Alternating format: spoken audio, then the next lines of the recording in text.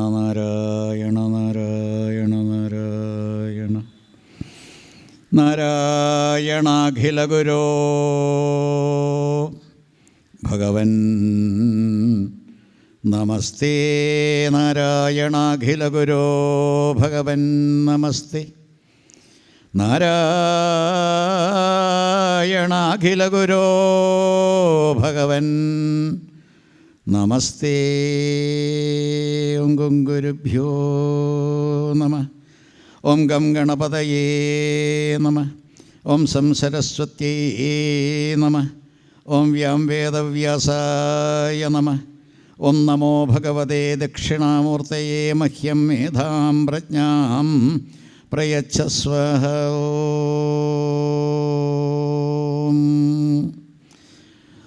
ഓം രാം രാമായ നമഃ. ഓം ക്ലീം കൃഷ്ണായ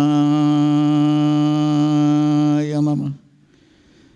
ഓം രാമായ രാമഭദ്രായ രാമചന്ദ്രായ വേധസേ രഘുനാഥായ നാഥായ സീതായ പദയേ നമഃ. ഓം ക്ലീം കൃഷ്ണായ ഗോവിന്ദായ ഗോപീജനവല്ലഭായ സ്വഹ.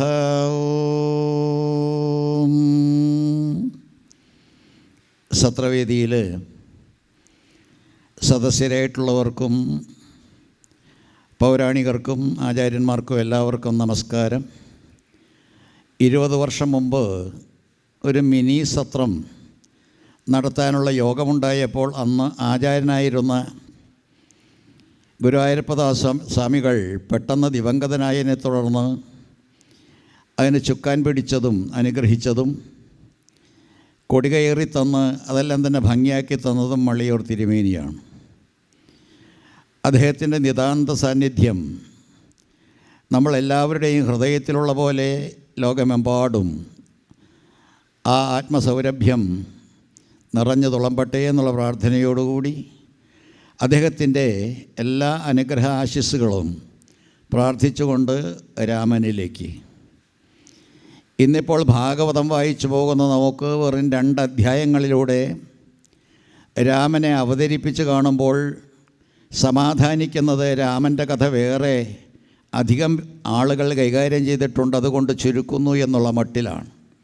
പക്ഷേ രാമനില്ല എങ്കിൽ കൃഷ്ണനില്ല. ഈ നഗ്നസത്യം രാമനിലൂടെ മാത്രം കൃഷ്ണനിലേക്ക് എന്നുള്ള നഗ്നസത്യം മനസ്സിലാക്കിയാൽ വളരെ നന്ന്.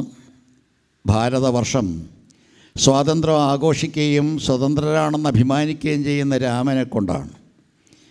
ഏത് രാമനാണോ മെലിഞ്ഞ നമ്മുടെ രാഷ്ട്രപിതാവിലൂടെ വർത്തിച്ചതും പ്രവർത്തിച്ചതും ആ രാമൻ്റേതായിട്ടുള്ള ശക്തി സാന്നിധ്യം മനസ്സിലാക്കാൻ വൈകുന്നത് കഷ്ടം എന്ന് തന്നെ.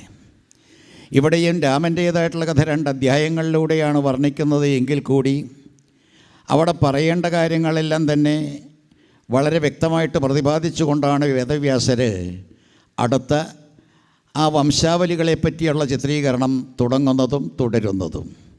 ഇന്നിപ്പോൾ കൃഷ്ണാവതാരം വായിക്കാനിരിക്കുമ്പോൾ ആ കൃഷ്ണനിലേക്ക് കടക്കണമെങ്കിൽ രാമനെ നിങ്ങൾ സ്വാധീനിച്ചേ മതിയാവൂ. സാധനാ സൗഭാഗ്യം എന്ന് പറയുന്നത് രാമനെ ആരാധിച്ച് നമ്മൾ നേടേണ്ടതാണ്. എൻ്റെ നാട്ടിൽ തൃപ്രയാർ എന്ന് പറയുന്ന ക്ഷേത്രം ആ രാമൻ്റെ രാജകീയ പദവി അലങ്കരിക്കുന്ന രാമൻ്റെ സാന്നിധ്യം കൊണ്ട് സമ്പുഷ്ടമായിരിക്കുന്ന ക്ഷേത്രത്തിലൂടെ കടന്ന് ഗുരുവായൂർക്ക് എന്നാൽ ഗുരുവായൂരപ്പനെ പിടികിട്ടും, അല്ലെങ്കിൽ അദ്ദേഹം വഴുതി പോകും. എല്ലാ തരത്തിലും ശ്രീകൃഷ്ണ പരമാത്മാവിനെ സ്വാധീനിക്കുന്നതിനും സാധിക്കുന്നതിനും നമ്മുടെ ജീവിതം സാക്ഷാത്കാരത്തിൻ്റെ പടവുകൾ താണ്ടിക്കൊണ്ട് ലക്ഷ്യം പ്രാപിക്കുന്നതിനും ഇത്തരത്തിലുള്ളൊരു പാത ഒരുങ്ങണമെന്ന് ആമുഖമായി പറഞ്ഞുകൊണ്ട് ധ്യാനയോഗത്തിൽ ഏകാദശ സ്കന്ധം 14-ാമത്തെ അധ്യായം എടുത്താലും അതുപോലെ തന്നെ നാരായണീയത്തിലെ 95-ാമത്തെ ദശകം പരിശോധിച്ചാലും നിങ്ങൾക്ക് വ്യക്തമായിട്ടറിയാം സൂര്യ ചന്ദ്രന്മാരുടെ സാന്നിധ്യം കൊണ്ടാണ് നമ്മൾ വളരുന്നത്, ഉയരുന്നത്.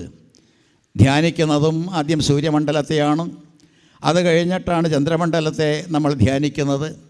കൃഷ്ണൻ വരുന്നതും അതുപോലെ തന്നെ രാമന് ശേഷം. ഇതുപോലെ തന്നെ വളരെ വ്യക്തമായിട്ടും ധരിക്കേണ്ട ഒരു സംഗതി, രാമൻ ഒരു സമ്പൂർണ്ണ അവതാരത്തിൻ്റെ ഉടമ തന്നെയാണ്.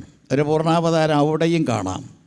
വൈഷ്ണവ സമ്പ്രദായം അനുസരിച്ച് ചതുർവ്യൂഹം എന്ന് പറയുന്ന രാമലക്ഷ്മണന്മാരും ഭരതശത്രുഘ്നന്മാരും ഉള്ള പോലെ കൃഷ്ണാവതാരത്തിൽ നമ്മൾ കൃഷ്ണനെയും ബലരാമനെയും പ്രദ്യുമ്നെയും അനിരുദ്ധനെയും കാണുന്ന പോലെ ഈ രാമാവതാരത്തിൽ ഒരു സമ്പൂർണത നമ്മൾ കൈകാര്യം ചെയ്യുന്നുണ്ട്. ആ സമ്പൂർണത തുടർന്ന് അതിഗംഭീരമായിട്ട് ദശമസ്കന്ധത്തിൽ നമ്മൾ കൂടുതൽ വായിക്കുന്നു എന്ന് മാത്രം.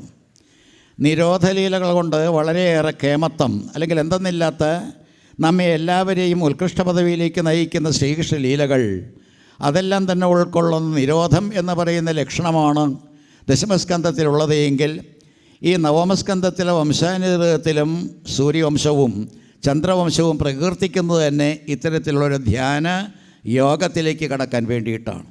ഇന്നിപ്പോൾ ചപ്പടാച്ചിയാണ്. നേരത്തെ ആചാര്യന്മാരെ പറ്റി എന്തൊക്കെയോ പറഞ്ഞത് കേട്ടുകൊണ്ടാണ് ഞാൻ കയറി വന്നത്.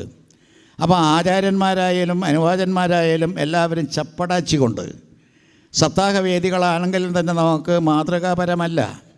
അവിടെയെല്ലാം തന്നെ എന്തൊക്കെയോ കോലാഹലങ്ങളോ ബഹളങ്ങളോ ഇതെല്ലാം തന്നെ കണ്ടും കേട്ടുമാണ് നമ്മൾ വളർന്നു വരുന്നത്. തലമുറകളെല്ലാം തന്നെ ഇതാണ് ഭാഗവതമെന്ന് തെറ്റിദ്ധരിക്കുന്നൊരു കാലഘട്ടത്തിലേക്ക് കടന്നു കഴിഞ്ഞു.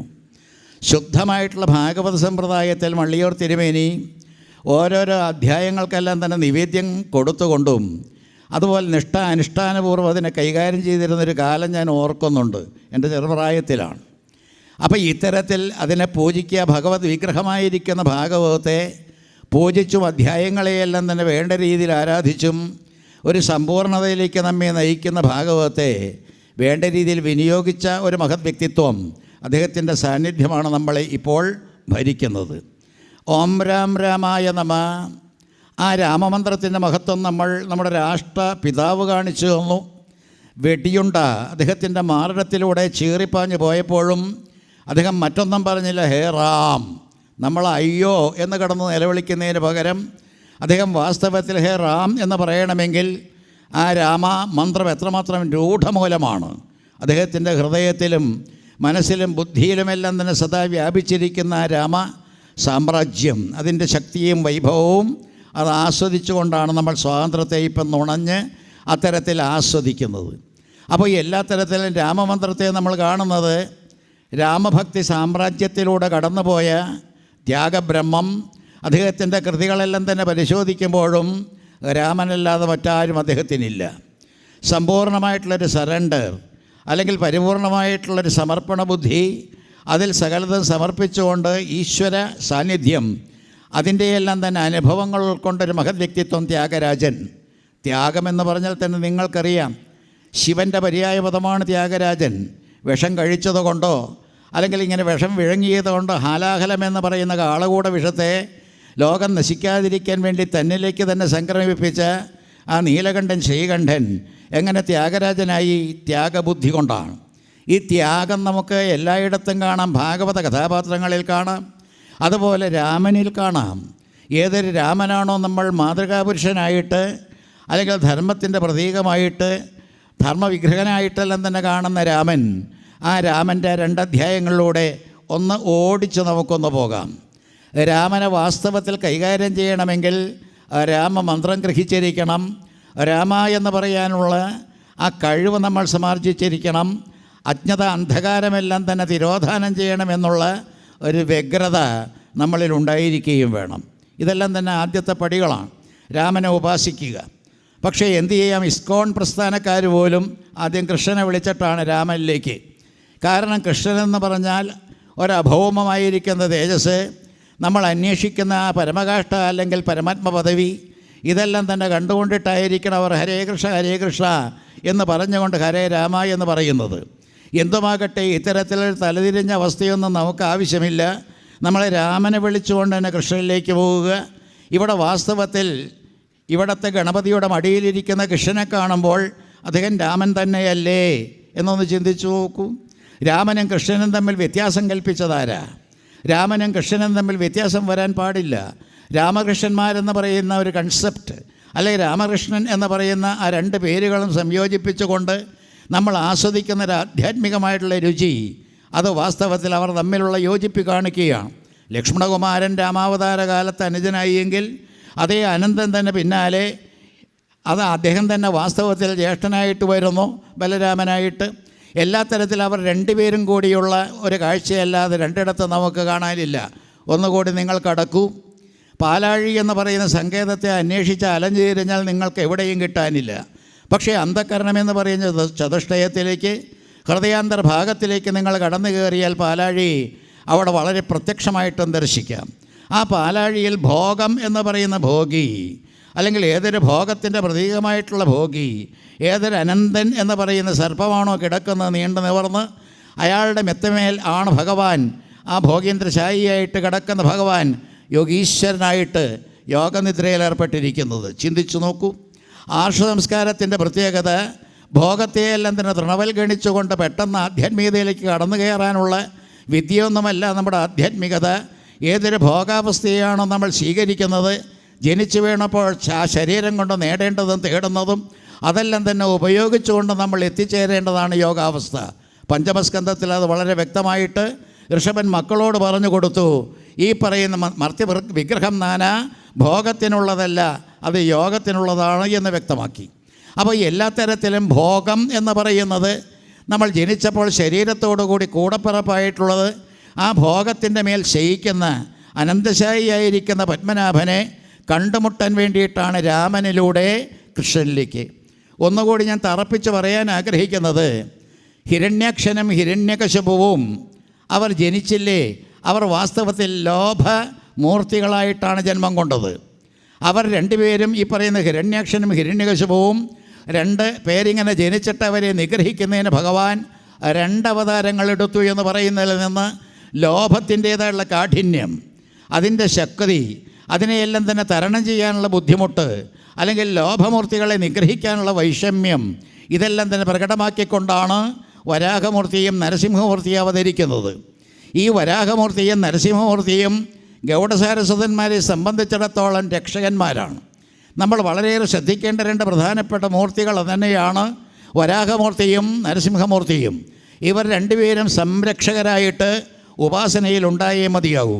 ഏതൊരു വരാഹമൂർത്തിയാണോ നമ്മുടെ ശരീരത്തെ കാത്തു സൂക്ഷിക്കാനുള്ളത്, താങ്ങി നിർത്താനുള്ളത്, ആ വരാഹമൂർത്തിയെ സംരക്ഷകനായി സ്വീകരിച്ചുകൊണ്ട് പിന്നാലെ ശരീര അന്തർഗതമായിട്ടുള്ള ദുഷിച്ച രക്തത്തെയെല്ലാം തന്നെ നിഷ്പാടനം ചെയ്യുന്ന ആ നരസിംഹമൂർത്തിയെയും രക്ഷകനായിട്ട് എടുത്താൽ മാത്രമേ ഉപാസനയ്ക്ക് വൈഭവം വരൂ. നമ്മൾ ആരെങ്കിലും കണ്ടോ ഈ പറയുന്ന മള്ളിയൂർ ഗണപതിയെ? കേട്ടു. കണ്ടോ എന്ന് ചോദിച്ചാൽ കണ്ടവരാരുണ്ട് എന്ന് ചോദിച്ചാൽ കണ്ടവരുണ്ട്. അങ്ങനെ കണ്ടവർ ഉള്ളത് കൊണ്ട് നമ്മൾ അവർ പറഞ്ഞു കേട്ട അറിവല്ല, നമുക്ക് അതൊന്നും കൈമുതലായിട്ടില്ല. എന്തൊക്കെയോ ആരൊക്കെയോ പറഞ്ഞു. അങ്ങനെയുള്ള പുസ്തകജ്ഞാനം വച്ചുകൊണ്ട് നമ്മൾ ഓരോരോ കാര്യങ്ങൾ നടത്തുമ്പോൾ നമുക്ക് ഇല്ലാതെ പോയ മസ്തകജ്ഞാനം അത് സംജാതമാകണമെങ്കിൽ രണ്ട് സംരക്ഷകർ ഇരുവശവും നമുക്ക് വേണം. ലോഭമെല്ലാം തന്നെ ഇല്ലാതെയാക്കാൻ വരാഹമൂർത്തിയും നരസിംഹമൂർത്തിയും. ഈ രണ്ട് മൂർത്തികൾ വാസ്തവത്തിൽ ആവിർഭവിച്ചത് ആദ്യത്തെ ജയവിജയന്മാരുടെ ജന്മം ഇല്ലാതെയാക്കാൻ വേണ്ടിയിട്ടല്ലേ? അപ്പോൾ ജയവിജയന്മാരുടെ ജന്മത്തോട് ബന്ധപ്പെട്ട് കൊരുത്തിരിക്കുന്ന ഭാഗവത കഥാഗോളങ്ങൾ അതിനെ മനസ്സിലാക്കണമെങ്കിൽ നമുക്ക് ഒരു പാരമ്പര്യം, ഒരു പ്രത്യേക രീതിയിലുള്ള സീക്വൻസ്, അല്ലെങ്കിൽ ഒരു റെവല്യൂഷണറി സിഗ്നിഫിക്കൻസ് ഈ അവതാരങ്ങളിലൂടെ നമ്മൾ കൈകാര്യം ചെയ്യണ്ടേ? രാമനില്ല എങ്കിൽ എന്തു ചെയ്യും? രാമൻ എന്ന് പറയുന്ന ആ പറഞ്ഞ അവതാര സ്വരൂപത്തെ നമ്മൾ വിഗണിച്ചുകൊണ്ട് അതിനെ ഒട്ടും തന്നെ കൈകാര്യം ചെയ്യാതെ മുന്നോട്ട് പോയാൽ അവസാനം നമ്മൾ കാണുന്ന ആ കാമമൂർത്തികളായിരിക്കുന്ന രാവണകുംഭകന്മാരെ നിഗ്രഹിക്കുന്ന രാമനില്ല എങ്കിൽ വാസ്തവത്തിൽ ക്രോധമൂർത്തികളായിട്ട് ജനിച്ച ആ ശിശുപാലനെയും ദന്തഭക്തനെയും നിഗ്രഹിക്കുന്ന കഥയിലേക്ക് എടുത്തു ചാടുമ്പോൾ കുഞ്ചി ഒടിഞ്ഞു പോകും രാമൻ. അപ്പോൾ ഈ രാമൻ എന്ന് പറയുന്ന കൺസെപ്റ്റ്, അല്ലെങ്കിൽ രാമൻ എന്ന് പറയുന്ന ധാരണ, ഞാൻ ഇങ്ങനെ പറയാൻ എന്തേ കാരണം? രാമൻ ജനിക്കുന്നതിന് മുമ്പേ തന്നെ രാമനുണ്ട് എന്ന് വാൽമീകി തന്നെ പറഞ്ഞു. അല്ലയോ രാമചന്ദ്ര, രാമനാമത്തിൻ മഹത്വം നിമിത്തമായി രാമ ഞാൻ ഇങ്ങനെയായി ചമഞ്ഞിടിനേൻ. ആ ഋഷീശ്വരന്മാർ പറഞ്ഞു, നിത്യം മരാമരായി ത്യേവം ജപിക്ക നീ, ചിത്തം ഏകാഗ്രമാക്കിക്കൊണ്ടനാരഥം. അത് കേട്ടു, അതനുസരിച്ച് ഞാൻ രാമനാമം ജപിക്കാൻ തുടങ്ങി. അന്ന് രാമൻ അവതരിച്ചിട്ടില്ല. കാട്ടാളനായിരുന്ന രത്നാകരൻ ഇത്തരത്തിൽ പരിവർത്തനത്തിന് വിധേയനാകുന്ന കാലഘട്ടത്തിൽ രാമാവതാരം ഇല്ലേയില്ല. അങ്ങനെയുള്ളൊരു കാലഘട്ടത്തിൽ രാമമന്ത്രം ജപിക്കാൻ നിർദ്ദേശിച്ച ഋഷീശ്വരന്മാരുടെ അത്തരത്തിലുള്ള പാടവം, അവരുടേതായ ദീർഘദൃഷ്ടി ഒന്ന് നിങ്ങൾ ചിന്തിച്ചു നോക്കൂ. അത് രാമാരാമ എന്ന് പറഞ്ഞു കൊടുക്കാതെ മരാമര എന്ന് പറഞ്ഞു കൊടുത്ത് അത്തരത്തിൽ നമ്മുടെ വിദ്യാസമ്പ്രദായത്തിൽ, സനാതനമെന്ന് പറയുന്ന വിദ്യാസമ്പ്രദായത്തിൽ ആ വാക്കിലേക്ക് ഞാൻ പതുക്കെ കടക്കാൻ വേണ്ടിയിട്ടാണ് ഞാൻ ഇത്തരത്തിൽ ഇങ്ങനെ വളച്ചു കെട്ടി പോരുന്നത്. സനാതനം ഇപ്പോൾ എല്ലാവർക്കും അറപ്പും വെറുപ്പുമാണ്. സനാതനമെന്ന് പറഞ്ഞാൽ തല്ലുകൊള്ളും, സനാതനമെന്ന് പറഞ്ഞാൽ അത് തുലയട്ടെ എന്ന് പറയും, തമിഴൻ പറയും, മലയാളി അത് ഏറ്റുപറയും. അങ്ങനെ എല്ലാ തരത്തിലും സനാതനം എന്തെന്നറിയാതെ സനാതന ധർമ്മങ്ങളും മൂല്യങ്ങളും അല്ലെങ്കിൽ സനാതനമെന്ന് പറയുന്ന അവസ്ഥ അതെന്താണെന്ന് വ്യക്തമായിട്ട് ധരിക്കാതെ എന്തും പറയാം, പിച്ചും പേയും പറയാവുന്ന രീതിയിലേക്ക് മനുഷ്യൻ അധപ്പതിച്ചപ്പോഴാണ് വാസ്തവത്തിൽ ഞാൻ ഈ വിഷയം ഇങ്ങനെ പതുക്കെ വളച്ചു കെട്ടിക്കൊണ്ടുപോരുന്നത്. നിങ്ങൾ എങ്ങോട്ടേക്കാണ് പോകുന്നത്? ഞാൻ കടന്നു കയറി വരുമ്പോൾ ആചാര്യന്മാർ ഇത്ര ശരിയല്ല എന്നുള്ള മറ്റുള്ള ധ്വനി വാസ്തവത്തിൽ ആമുഖം കുറച്ച വാക്കുകളിലൂടെ ഞാൻ ശ്രദ്ധിച്ചു. കാരണം നിങ്ങൾ എങ്ങോട്ടേക്കാണ് പോകുന്നത്? ആചാര്യന്മാർക്ക് നിശ്ചയമില്ല, അനുവാചകന്മാർക്ക് നിശ്ചയമില്ല. നമ്മൾ പോകുന്ന സനാതനം എന്ന് പറയുന്നൊരവസ്ഥയിലേക്കാണെന്ന് പറയാൻ നിങ്ങൾക്ക് നട്ടലിന് മൂപ്പുണ്ടോ? സനാതനമെന്ന് പറയുന്ന ആത്മഭാവത്തിലേക്കാണ് നിങ്ങൾ കടക്കാൻ ഒരുമ്പെടുന്നത് എന്ന് പറയാൻ നിങ്ങൾക്ക് ധൈര്യമുണ്ടോ? ഹംസാവതാരത്തിൽ കൊണ്ടുവന്ന് ഭാഗവതം നിർത്തിയത് വേദവ്യാസൻ്റെ കരവിരുതാണ്. ഹംസാവതാരത്തിൽ അതുവരെ നടന്ന അവതാരങ്ങളെല്ലാം എവിടെ പോയി? വിസ്മൃത കോടിയിൽ അല്ലെങ്കിൽ മറന്നുപോയോ? അല്ലെങ്കിൽ ആ കഥാഗോളങ്ങളെയും അവതാരങ്ങളെയും ഇങ്ങനെ എടുത്തു നിർത്തിക്കൊണ്ട് ഹംസാവതാരത്തിൽ എത്തിച്ചു നിർത്തുന്ന പ്രത്യേക പ്രവണത, ഒരു പ്രത്യേക സമ്പ്രദായം ഭാഗവതത്തിന് കൈമുതലാണ്, ഭാഗവതത്തിൻ്റെ തനതായ സ്വത്താണ്. ആ ഹംസാവതാരം വരുമ്പോൾ എവിടെ പോയി രൂപങ്ങൾ, എവിടെ പോയി നാമങ്ങൾ, എവിടെ പോയി ഭാവങ്ങൾ? ആ ഹംസം എന്ന് പറയുന്ന ആത്മഭാവത്തിൻ്റെ സനാതനമായിരിക്കുന്ന ആ അവസ്ഥ അത് ആർജിക്കാൻ വിധിക്കപ്പെട്ടവരാണ് നിങ്ങളെല്ലാവരും. നമ്മുടെ ബർത്ത് റൈറ്റാണ്. നമ്മൾ ജന്മാവകാശമായിട്ട് എടുക്കേണ്ട ഈ സനാതന മൂല്യങ്ങളെ അറിഞ്ഞേ അടങ്ങൂ എന്നുള്ളൊരു നിർബന്ധ ബുദ്ധി നമുക്ക് വേണം. ഈ മനുഷ്യ ശരീരം എടുത്തത് മർത്യജന്മം നാനാഭോഗത്തിനുള്ളതല്ല എന്ന് ഋഷഭൻ പറഞ്ഞത് ആവർത്തിച്ച് പറഞ്ഞുകൊണ്ട് ഞാൻ പറയാൻ ആഗ്രഹിക്കുന്നു. അവതാരങ്ങളെ കണ്ട് തള്ളി പുറകോട്ടാക്കി വരാഹമൂർത്തിയെയും നരസിംഹമൂർത്തിയെയും സംരക്ഷകരായി നമ്മുടെ ശരീരത്തെയും മനസ്സിനെയും ബുദ്ധിയെയും അത്തരത്തിൽ രക്തത്തിൻ്റേതായുള്ള പ്രവാഹത്തെയും എല്ലാം തന്നെ ശുദ്ധീകരിച്ചുകൊണ്ട് ഉപാസനയുടെ വൈഭവമെല്ലാം തന്നെ കൂട്ടിക്കിട്ടാനായിട്ട് അവതരിക്കേണ്ട ഏറ്റവും പ്രധാനപ്പെട്ട അവതാരം തന്നെയാണ് രാമൻ. ഒന്ന് ജപിക്കാമോ? ഓം രാമായ രാമഭദ്രായ രാമചന്ദ്രായ വേധസേ രഘുനാഥായ നാഥായ സീതായ പദയേ നമഃ. രാമൻ തനിക്ക് ജനിക്കാൻ തിരഞ്ഞെടുത്തത് സൂര്യവംശം, കൃഷ്ണൻ തനിക്ക് ജനിക്കാൻ തിരഞ്ഞെടുത്തത് ചന്ദ്രവംശം. ഈ രണ്ട് വംശങ്ങളല്ലാതെ മറ്റു വല്ല വംശങ്ങളുമുണ്ടോ? അല്ലാതെ ഈ ശൂദ്രൻ അല്ലെങ്കിൽ വൈശ്യൻ അല്ലെങ്കിൽ ബ്രാഹ്മണൻ ക്ഷത്രിയൻ എന്നുള്ള ജാതികളുണ്ടാക്കിയത് കൊണ്ട് നമ്മുടെ മുഖ്യൻ പറയുന്ന പോലെ ഈ പറയുന്ന നമ്മുടെ ധർമ്മം വാസ്തവത്തിൽ വൃത്തികെട്ടത്, സനാതനധർമ്മം തുലയട്ടെ പറയാൻ പാടില്ല. എന്തറിഞ്ഞിട്ടാണോ ഇത് പറഞ്ഞത്? ഇടക്കാലത്ത് വന്ന പുഴുക്കൊത്തുകൾ, ഇടക്കാലത്ത് വന്ന ജാതി ചിന്ത, ഇതെല്ലാം തന്നെ നമ്മളെ അലട്ടിയപ്പോൾ വിഭാഗീയത വന്നത്. അതിന് ഉത്തരവാദി ആര്? നമ്മുടെ ധർമ്മമാണോ അതോ വൃത്തികെട്ട മനുഷ്യരുടെ സ്വഭാവമാണോ? അപ്പോൾ നമ്മൾ ചിന്തിക്കേണ്ട ഈ വിഷയം ചിന്തിക്കാതെ ഓരോ മനുഷ്യനും ജന്മമെടുത്തപ്പോൾ, ശരീരമെടുത്തപ്പോൾ, ഉടലെടുത്തപ്പോൾ നമ്മുടെ ലക്ഷ്യം ഉടലിനെ ഉപേക്ഷിക്കലാണ്. അപ്പോൾ ഉടലിനെ ഉപേക്ഷിക്കാൻ വേണ്ടി ഉടലെടുത്ത നമ്മളെല്ലാവരും അതിനെ കെട്ടിപ്പൊതിഞ്ഞത് ആലോചിച്ച് സുന്ദരമാക്കിക്കൊണ്ട് ഈ നാറ്റശരീരത്തെ കൊണ്ടു നടന്ന് മരിച്ചാലും വീണ്ടും ജനിക്കാനിട വരുത്തുന്ന രീതിയിലേക്ക് പോകുമ്പോൾ ആ ഉടലിനോടുള്ള പ്രതിപത്തി, അതിനോടുള്ള മമത വിട്ടുപോകുന്നില്ല. ഭാഗവതം എന്താണ് പഠിപ്പിക്കുന്നത്? മമതയില്ലാതെയാകട്ടെ, ഞാനും എൻ്റേതുമില്ലാതെയാകട്ടെ. ശ്രീകൃഷ്ണ പരമാത്മാവ് ഉള്ള കുടങ്ങളെല്ലാം തന്നെ തല്ലിത്തകർത്തത് ഗോപസ്ത്രീകളുടെയും യശോദാമ്മയുടെയും എന്ന് മാത്രമല്ല, അദ്ദേഹത്തെ ആരെല്ലാമാണോ അനുധാവനം ചെയ്യുന്നത് അവരുടെ എല്ലാവരുടെയും ശരീരമെന്ന് പറയുന്ന കുടം തല്ലിത്തകർക്കാൻ വേണ്ടിയിട്ടാണ്. കുടമെന്ന് പറയുന്ന കൂടം ശരീരം, ആ ശരീരത്തെ തല്ലിത്തകർത്താൽ കിട്ടുന്നതെന്ത്? സനാതനം. സനാതനമെന്ന് പറയുന്ന അത്യന്തം മൂല്യവത്തായിരിക്കുന്ന ആത്മഭാവം. ഈ ആത്മഭാവത്തിലേക്ക് ഇങ്ങനെ എത്തിച്ചേരാൻ വേണ്ടിയുള്ള ഭാഗവതത്തിൽ രാമനെ കൂടാതെ നിങ്ങൾ പുരോഗമിക്കുവാവോ? സൂര്യവംശത്തിൽ ജനിച്ച ഇദ്ദേഹം കിണഞ്ഞ് പരിശ്രമിച്ചല്ലേ സീതാന്വേഷണം നടത്തിയത്? തൻ്റെ തന്നെ ധർമ്മപത്നിയെ കട്ടുകൊണ്ടുപോയ രാവണനെ കണ്ടുപിടിക്കാൻ എന്തേ ഇത്രമാത്രം ബുദ്ധിമുട്ട്? ശിവാവതാരമായി ഇരിക്കുന്ന ശ്രീരാമചന്ദ്രൻ അദ്ദേഹം കാട്ടിലിങ്ങനെ ഉടനീളം അന്വേഷിച്ച് അലഞ്ഞിരിഞ്ഞ് കടന്നതും കുരങ്ങന്മാരെ കൂട്ടുപിടിച്ചുകൊണ്ട് അത്തരത്തിൽ പൂർത്തീകരിക്കാനായിട്ട് ഹനുമാനെ കൂട്ടുപിടിച്ചുകൊണ്ട് അദ്ദേഹം ഓടിയതും ആ ചിത്രമെല്ലാം തന്നെ ഒന്ന് ചിന്തിച്ചു നോക്കൂ. അദ്ദേഹം മരിച്ചു കിടന്നു പോലും വിഭീഷണൻ മരിച്ചില്ല. ചിരഞ്ജീവിയായിരിക്കുന്ന ജാമ്പവാൻ്റെ ശരീരത്തിലും ജീവൻ കണ്ടു.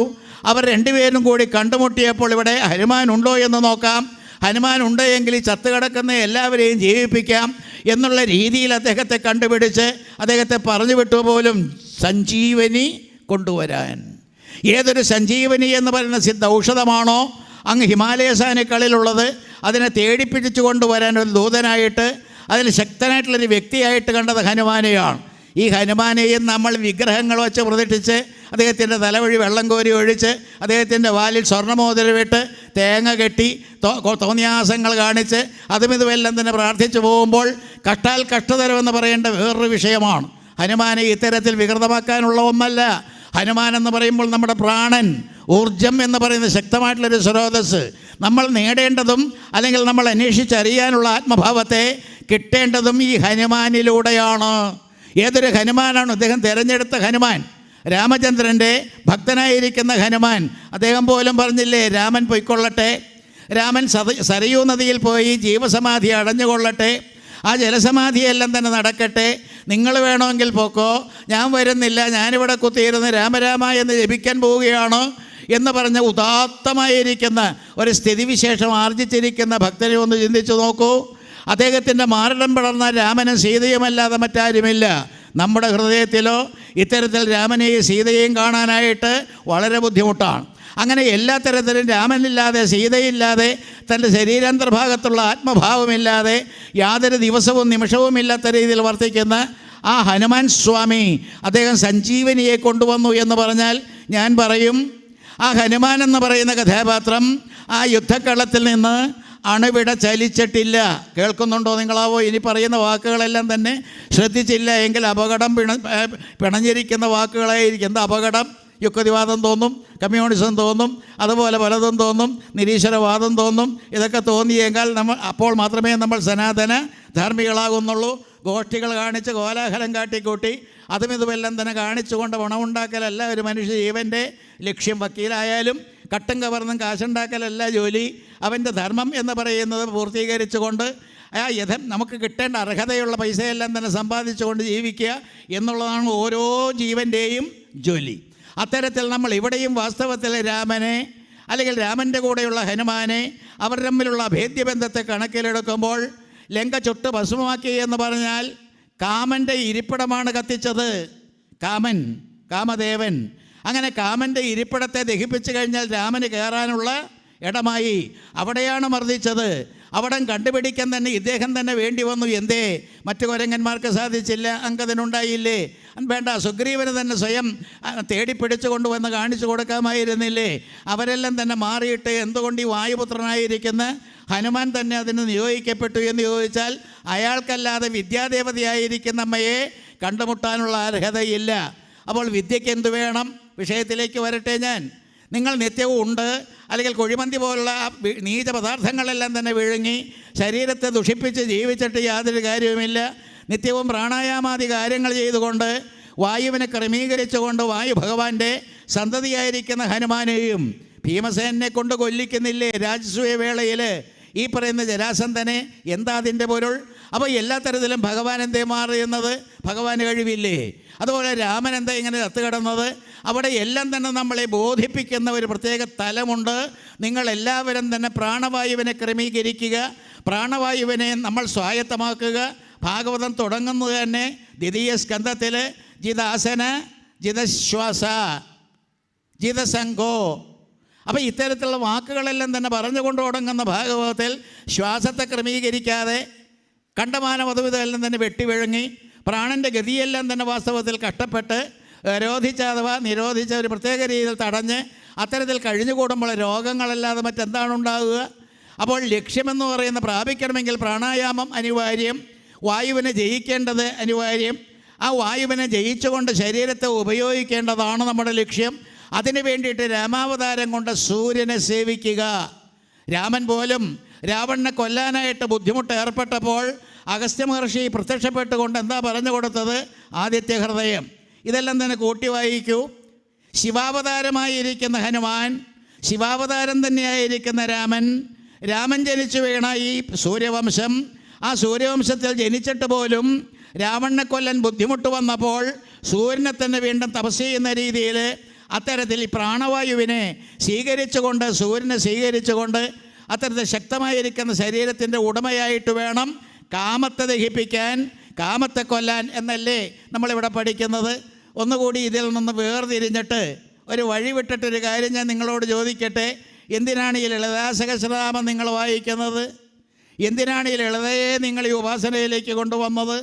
ലളിതാ പരമേശ്വരിയെ ചിതഗ്നി കൊണ്ട് സംഭൂതയായിട്ട് എന്തിനാണ് നിങ്ങൾ വാസ്തവത്തിൽ ഇങ്ങനെ ജനിപ്പിച്ചത്? നിങ്ങൾ ഉപാസിച്ചുണ്ടാക്കിയതല്ലേ ലളിത? എന്തിനു വേണ്ടിയിട്ട് അമ്മയെ ഉണ്ടാക്കി? ഭണ്ഡാസുരൻ ജനിച്ചത് കൊണ്ടല്ലേ? ഭണ്ഡാസുരൻ ആരാണ്? കാമദേവൻ്റെ പുനർജന്മമല്ലേ? കാമദേവനെ ശിവപെരുമാൾ എരിച്ചു കളഞ്ഞില്ലേ? എന്നിട്ട് എന്തേ തീരാത്തത്? പിടുത്തം കിട്ടിയാവോ? ശിവപെരുമാൾ വിചാരിച്ചിട്ട് പോലും ഈ ഭ്രോമമധ്യത്തിലുള്ള അഗ്നി അത് ജ്വലിപ്പിച്ചുകൊണ്ട് കാമത്തെ അല്ലെങ്കിൽ കാമദേവനെ ദഹിപ്പിച്ചു എന്ന് പറയുമ്പോൾ അതിൻ്റെ ഭസ്മത്തിൽ നിന്ന് ഉടലെടുക്കുന്ന ഭണ്ഡാസുരനെ നിഗ്രഹിക്കാനായിട്ട് വീണ്ടും കാമേശ്വരി ജനിക്കേണ്ടി വന്നു. ഇവിടെ എല്ലാം തന്നെ സനാതന ധർമ്മത്തിൻ്റെ മൂല്യങ്ങൾ ഒളിപ്പിച്ചു വച്ചിരിക്കുകയാണ്. നിങ്ങൾ കാമേശ്വരനെ മാത്രം പോയി തൊഴല്ലേ, കാമേശ്വരിയും കൂടി വേണം. കാമേശ്വരിമാർ അർദ്ധനാരീശ്വര ഭാവത്തിൽ രണ്ട് ഉടലൊന്നായി ചേർന്നിട്ടുള്ള ശക്തി വൈഭവങ്ങളാണ്. ശിവശക്തി ഐക്യരൂപിണി ലളിതാംബിക. വെറുതെ നമ്മൾ ഈ സഹസ്രനാമം കൊണ്ട് അർച്ചന, ആ അർച്ചന, ഈ അർച്ചന, സമൂഹാർച്ചന, കോലാഹലങ്ങൾ എന്തൊക്കെയാണ് കാട്ടിക്കൂട്ടുന്നത്? ആത്മാർത്ഥമായിട്ട് ഇതിൻ്റെ ഉള്ളിലേക്ക് കടന്നാൽ, ഭാഗവത്തിലേക്ക് കടക്കുമ്പോഴും കൃഷ്ണൻ അവതരിക്കണമെങ്കിൽ രാമൻ വേണമെന്ന് പറയാൻ കാരണം, സപ്താഹവേദിയിൽ 4ാമത്തെ ദിവസമല്ലേ കൃഷ്ണൻ വരുന്നത്? ഈ കൃഷ്ണനെപ്പറ്റി കല്ലിൽ ഭഗവതി ക്ഷേത്രം നിങ്ങൾ കേട്ട് കാണും. മൂവാറ്റുപുഴ കല്ലിൽ ഭഗവതി ക്ഷേത്രം. അവിടെ ഒരു ഇളയത് സ്വാമി ഉണ്ടായിരുന്നു. അദ്ദേഹം മലയാള ഭാഗവതക്കാരനാണ്. പക്ഷേ എങ്കിൽ തന്നെ അദ്ദേഹത്തിൻ്റെ ഒരു ചെറുകൃതിയിൽ അദ്ദേഹം പറഞ്ഞ കൃഷ്ണൻ എന്ന് പറഞ്ഞ 8ാമത്തെ കുട്ടി സമാധിയാണെന്നാണ്. ആർക്ക് തോന്നുന്നുണ്ട്? ഈ 8ാമത്തെ കുട്ടി എന്ന് പറയുന്നത് ദേവകി നൊന്ത് പ്രസവിച്ച് 8ാമത്തെ കുട്ടി എന്നുള്ള മട്ടിലല്ല, അതൊരു സമാധിഭാവമാണ്. യമനിയമാസന, പ്രാണായാമ, പ്രത്യാഹാര, ധാരണ, ധ്യാന, സമാധയോ അഷ്ടാവങ്കാനി എന്ന് പറയുന്ന 8ാമത്തെ ഭാവത്തിലേക്ക് ദമ്പതികളായിട്ടുള്ള വസുദേവ ദേവകീ ദമ്പതികൾ അവർ ആത്മാർത്ഥമായിട്ട് യോഗ പദ്ധതിയിലേക്ക് കടന്നു എന്നാണ്. എന്താണ് മനസ്സിലാക്കേണ്ടത്? കൃഷ്ണനെ അവതരിപ്പിക്കാൻ, രാമനെ അവതരിപ്പിക്കാൻ, അത്തരത്തിൽ ഇഷ്ടദേവതകളെ അവതരിപ്പിക്കാൻ, എന്തിനും നമ്മുടെ കുട്ടികളെപ്പോലും ജനിപ്പിക്കാൻ വേണ്ടിയിട്ട് ഒരു യോഗ പദ്ധതി നമുക്കുണ്ട്. അത് സനാതനം. എന്തിനാണ് ഈ ഷോഡശക്രിയകൾ? വേളി എന്ന് പറയുന്നൊരു സംസ്കാരമായിട്ട് എന്തിനെടുത്തു? എന്തിനാണ് ഈ ഹോമം? കണ്ണീ കണ്ട മലരെല്ലാം തന്നെ ഹോമിച്ചുകൊണ്ട് പാണിഗ്രഹണം നടത്തുന്നത്? എന്തിനാണ് ഈ സപ്തപതി ആചരിച്ചുകൊണ്ട് ഈ വേദിയിൽ ഇങ്ങനെ കടന്നു കയറുന്നത്? എന്തിനാണപ്പോൾ ഈ ബീജാധാനം എന്ന് പറയുന്ന ഒരു പ്രത്യേക സ്ഥിതിയിൽ കുട്ടിയെ വാർത്തെടുക്കാൻ വേണ്ടി കിടഞ്ഞ് പരിശ്രമിക്കുന്നത്? എന്തിനാണപ്പോൾ ഈ വാതിൽപ്പുറപ്പാടും ജാതകർമ്മവും ചവളവും ഇതുപോലുള്ള കാര്യങ്ങളെല്ലാം തന്നെ? അപ്പോൾ എല്ലാ തരത്തിൽ ഈ ഷോഡശക്രിയകളെന്ന് പറയുന്ന സംസ്കാരത്തിൻ്റെ പദ്ധതി അത് സനാതന മാർഗത്തിലേക്കാണ്. പിടുത്തം കിട്ടുന്നുണ്ടോ? ഞാനൊരു വാക്യനെ കേന്ദ്രീകരിച്ചു പോയി കുറേ ദിവസമായിട്ട്. അത് നിവൃത്തിയില്ല. രാമൻ വന്നാലും കൃഷ്ണൻ വന്നാലും നമുക്കുണ്ടാകേണ്ടത് എന്താ? സനാതനം. ശ്രീകൃഷ്ണ പരമാത്മാവ് അർജുനനോട് ഭഗവത്ഗീതയിൽ പറഞ്ഞു കൊടുക്കുന്ന ഏറ്റവും ഉദാത്തമായിട്ടുള്ള ഉപദേശം ത്രൈഗുണ്യ വിഷയാവേദ. നമ്മളെല്ലാം ഹോമത്തിൻ്റെ പിന്നാലെ പോകുന്നില്ലേ? യാഗത്തിൻ്റെ പിന്നാലെ പോകുന്നില്ലേ? ഏതെങ്കിലും പദാർത്ഥം ശുദ്ധമാണോ? മന്ത്രം ശുദ്ധമാണോ? കാലം ശുദ്ധമാണോ? എല്ലാ തരത്തിലും പരിസരവും അല്ലെങ്കിൽ ഈ പറയുന്ന എല്ലാം തന്നെ ശുദ്ധമാണോ? ഒന്നും ശുദ്ധമല്ല. പിന്നെ യാഗത്തിന് എന്ത് പ്രസക്തി? ശുദ്ധമായിരുന്നൊരു കാലഘട്ടത്തിൽ പോലും ദക്ഷയാഗം വിധ്വംസിക്കപ്പെട്ടു, അല്ലെങ്കിൽ അതെല്ലാം തന്നെ ധ്വംസിക്കപ്പെട്ടു എന്ന് പറയുമ്പോൾ അന്നത്തെ കാലഘട്ടത്തിൽ പോലും യജ്ഞത്തിനുള്ള യോഗ്യതയില്ലാത്തവരുണ്ടായിരുന്നു. ആ യജ്ഞത്തിന് യോഗ്യതയില്ലാത്ത ഈശ്വരനെ കൊണ്ടുവന്ന് ആ സാന്നിധ്യത്തിൽ യജ്ഞം നടത്താനുള്ള കഴിവില്ലാത്തവർ ദക്ഷപ്രജാപതിമാരെ പോലെ ഉണ്ടായിരുന്നു എന്ന്. അങ്ങനെയുള്ള കാലഘട്ടത്തിലാണ് ഈ ഹോമാദി കാര്യങ്ങൾ, യാഗാദി കാര്യങ്ങൾ, വൈദികമായിട്ടുള്ള അനുഷ്ഠാനങ്ങളെല്ലാം തന്നെ കൃഷ്ണൻ തന്നെ പറഞ്ഞു കൊടുക്കുന്നു. നരനോട്, അർജുനനോട് പറഞ്ഞു കൊടുക്കുന്നത് എന്താ? ത്രൈഗുണ്യ വിഷയാവേദ. ത്രിഗുണങ്ങളെന്ന് പറയുന്ന രാജസം, സാത്വികം, താമസം എന്ന് പറയുന്ന ഗുണങ്ങളാണ് ഈ വേദങ്ങളിലുള്ളത്, ആ കർമ്മങ്ങളിലും ക്രിയകളിലുമുള്ളത്. അതുകൊണ്ടാണ് ഭാഗവതം മാത്രമേ ഉദാത്തവൽക്കരിച്ച് കർമ്മഠന്മാരാകരുത് എന്ന് പറഞ്ഞത്. പ്രാചീന ബർഹിസിനെ അവതരിപ്പിച്ചില്ലേ? പുരഞ്ജനോപാഖ്യാനം ചതുർത്ഥസ്കന്ധത്തിൽ കൊണ്ടുവന്നിട്ടില്ലേ? എന്നിട്ടും എന്താ ഈ ഭാഗവത വേദികളിൽ ആ ഹോമം, ഈ ഹോമം, പുത്രനുണ്ടാകാൻ അത്, കുട്ടികളുണ്ടായ പോരാ കല്യാണം കഴിക്കാൻ ഇത് എന്ന് പറയുന്ന വികൃതമായിരിക്കുന്ന പ്രാപഞ്ചികത മുറ്റേൽക്കുന്ന രീതിയിലേക്ക് എന്തേ നമ്മൾ പോകുന്നു? ചിന്തിക്കുമോ? ഇടയ്ക്ക് കോട്ടുവായിട്ടാൽ മൂക്കിക്കൂടി വിടണം. കോട്ടുവായി ഇടുമ്പോൾ വായുവിനെ മൂക്കിൽ കൂടി വിടുക. നല്ല രസമാണ്.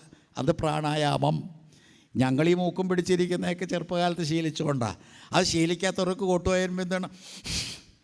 അപ്പം മനഃപൂർവ്വം ഇങ്ങനെ വായു ഇറക്കി പിടിച്ചാൽ ഹിപ്പപ്പൊട്ടാമസിൻ്റെ കൂട്ട് വായു പിളർന്ന് നാറ്റമൊന്നും സമയവാസികൾക്കുണ്ടാകുകയില്ല. വായു ഉറന്ന നാറ്റ.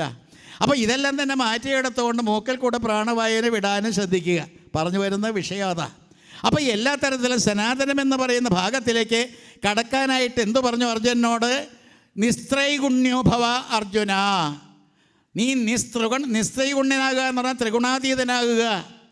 ഈ രാമനും വാസ്തവത്തിൽ ഒടിച്ച വില്ലൊന്ന് നോക്കൂ. ത്രയംബകം എന്ന് പറയുന്ന വില്ലാണ്. ഏതായാലും ആ ശൈവജാപത്തിൽ അടങ്ങിയിരിക്കുന്ന ത്രിഗുണങ്ങളെ ത്രിപുടി എന്ന് പറയും ആധ്യാത്മിക ഭാഷയിൽ. ആ ത്രിപുടി എന്ന് പറയുന്നതിനെ മുട്ടിക്കുന്ന രീതിയിൽ ഒടിച്ചു കളഞ്ഞ ആ രാമൻ കാണിച്ചത് എന്താ? നീ നാലാമത്തെ പടിയിലേക്ക് എത്താനല്ലേ. ഹംസാവതാരം നിങ്ങൾ വായിക്കുമ്പോൾ അവിടെയും ഈ പറയുന്ന ഹംസമായിട്ട് അവതരിച്ച സാക്ഷാൽ നാരായണൻ അദ്ദേഹം കാണിച്ചു കൊടുക്കുന്നു ചിത്തത്തിലേക്ക് പ്രവേശിക്കുന്ന ആ ഗുണങ്ങളെയെല്ലാം തന്നെ ഇല്ലാതെയാക്കാൻ നമ്മൾ എവിടെ ചെന്ന് നിൽക്കണം? ഗുണാതീതമായിരിക്കുന്ന തുര്യയിൽ. തുര്യ നാലാമത്തേത്.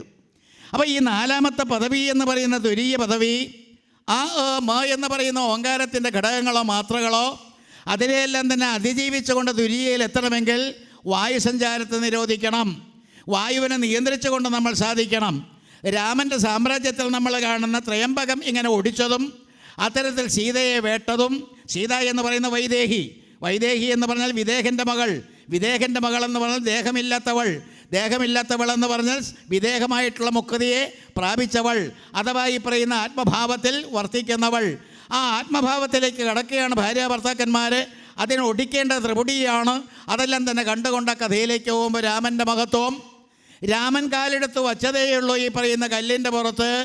ആ കല്ല് ഉടനെ തന്നെ ഒരു സ്ത്രീയായി ഭഗവാന്റെ പാദസ്പർശം ഏറ്റപ്പോൾ ശാപഗ്രസ്തിയായിരിക്കുന്ന അഹല്യ മോചിതയായി എന്ന് പറയുമ്പോൾ ഭഗവാന്റെ പ്രാധാന്യം അവിടെ ഒന്നുകൂടിയായി അവതാരത്തിൻ്റെ ലക്ഷ്യങ്ങളാണ്. അപ്പോൾ ഈ രാമാവതാര കാലത്ത് പ്രത്യേകിച്ചും രാമനും ലക്ഷ്മണനും തൻ്റെ മറ്റ് അനുജന്മാരും എല്ലാവരും തന്നെ വിദ്യ സമ്പാദിച്ചുകൊണ്ട് വന്ന് ഇരിക്കുന്ന സന്ദർഭത്തിൽ താടിക്കുകയും കൊടുത്തിരിക്കുന്ന രാമൻ്റെ ഗ്ലാനി കാണാം. രാമൻ്റെ ദുഃഖം. മാതൃഭൂമിയുടെ ഈ പറഞ്ഞ എന്ത് കുമാറാണ് അദ്ദേഹം, ഏതായാലും എഴുതി വെച്ച രാമൻ്റെ ദുഃഖം വേറെ. സത്യത്തിൽ രാമൻ്റെ ദുഃഖം എന്തായിരുന്നു എന്ന് രാമനറിയാം, വസിഷ്ഠനറിയാം, അതുപോലെ തന്നെ വിശ്വാമിത്ര മഹർഷിക്കും അറിയാം. വിശ്വാമിത്രൻ വന്ന സമയത്താണ് ഈ താടിക്കയും കൊടുത്തിരിക്കുന്ന രാമനെ കണ്ടത്. വേദവ്യാസനും ഇരുന്നു ഇങ്ങനെ രണ്ടിടത്ത് രണ്ട് രീതിയിലാണ് ഇരുന്നത്. ഭാഗവത്തിലിരുന്ന പോലെയല്ല ദേവി ഭാഗവത്തിൽ. ഏതായാലും താടിക്കയും കൊടുത്തിരിക്കുന്ന അവസ്ഥ നമുക്കുമുണ്ട്. അതെല്ലാം ദുഃഖസൂചകമാണ്. അത്തരത്തിൽ താടിക്കയും കൊടുത്തിരിക്കുന്ന അവസ്ഥയിലാണ് രാമനെ കണ്ടത്. വിശ്വാമിത്രൻ്റെ സാന്നിധ്യത്തിൽ അവിടെ ഉപദേശിച്ചു കൊടുക്കുന്ന ജ്ഞാനവാസിഷ്ടം വായിക്കണ്ടേ.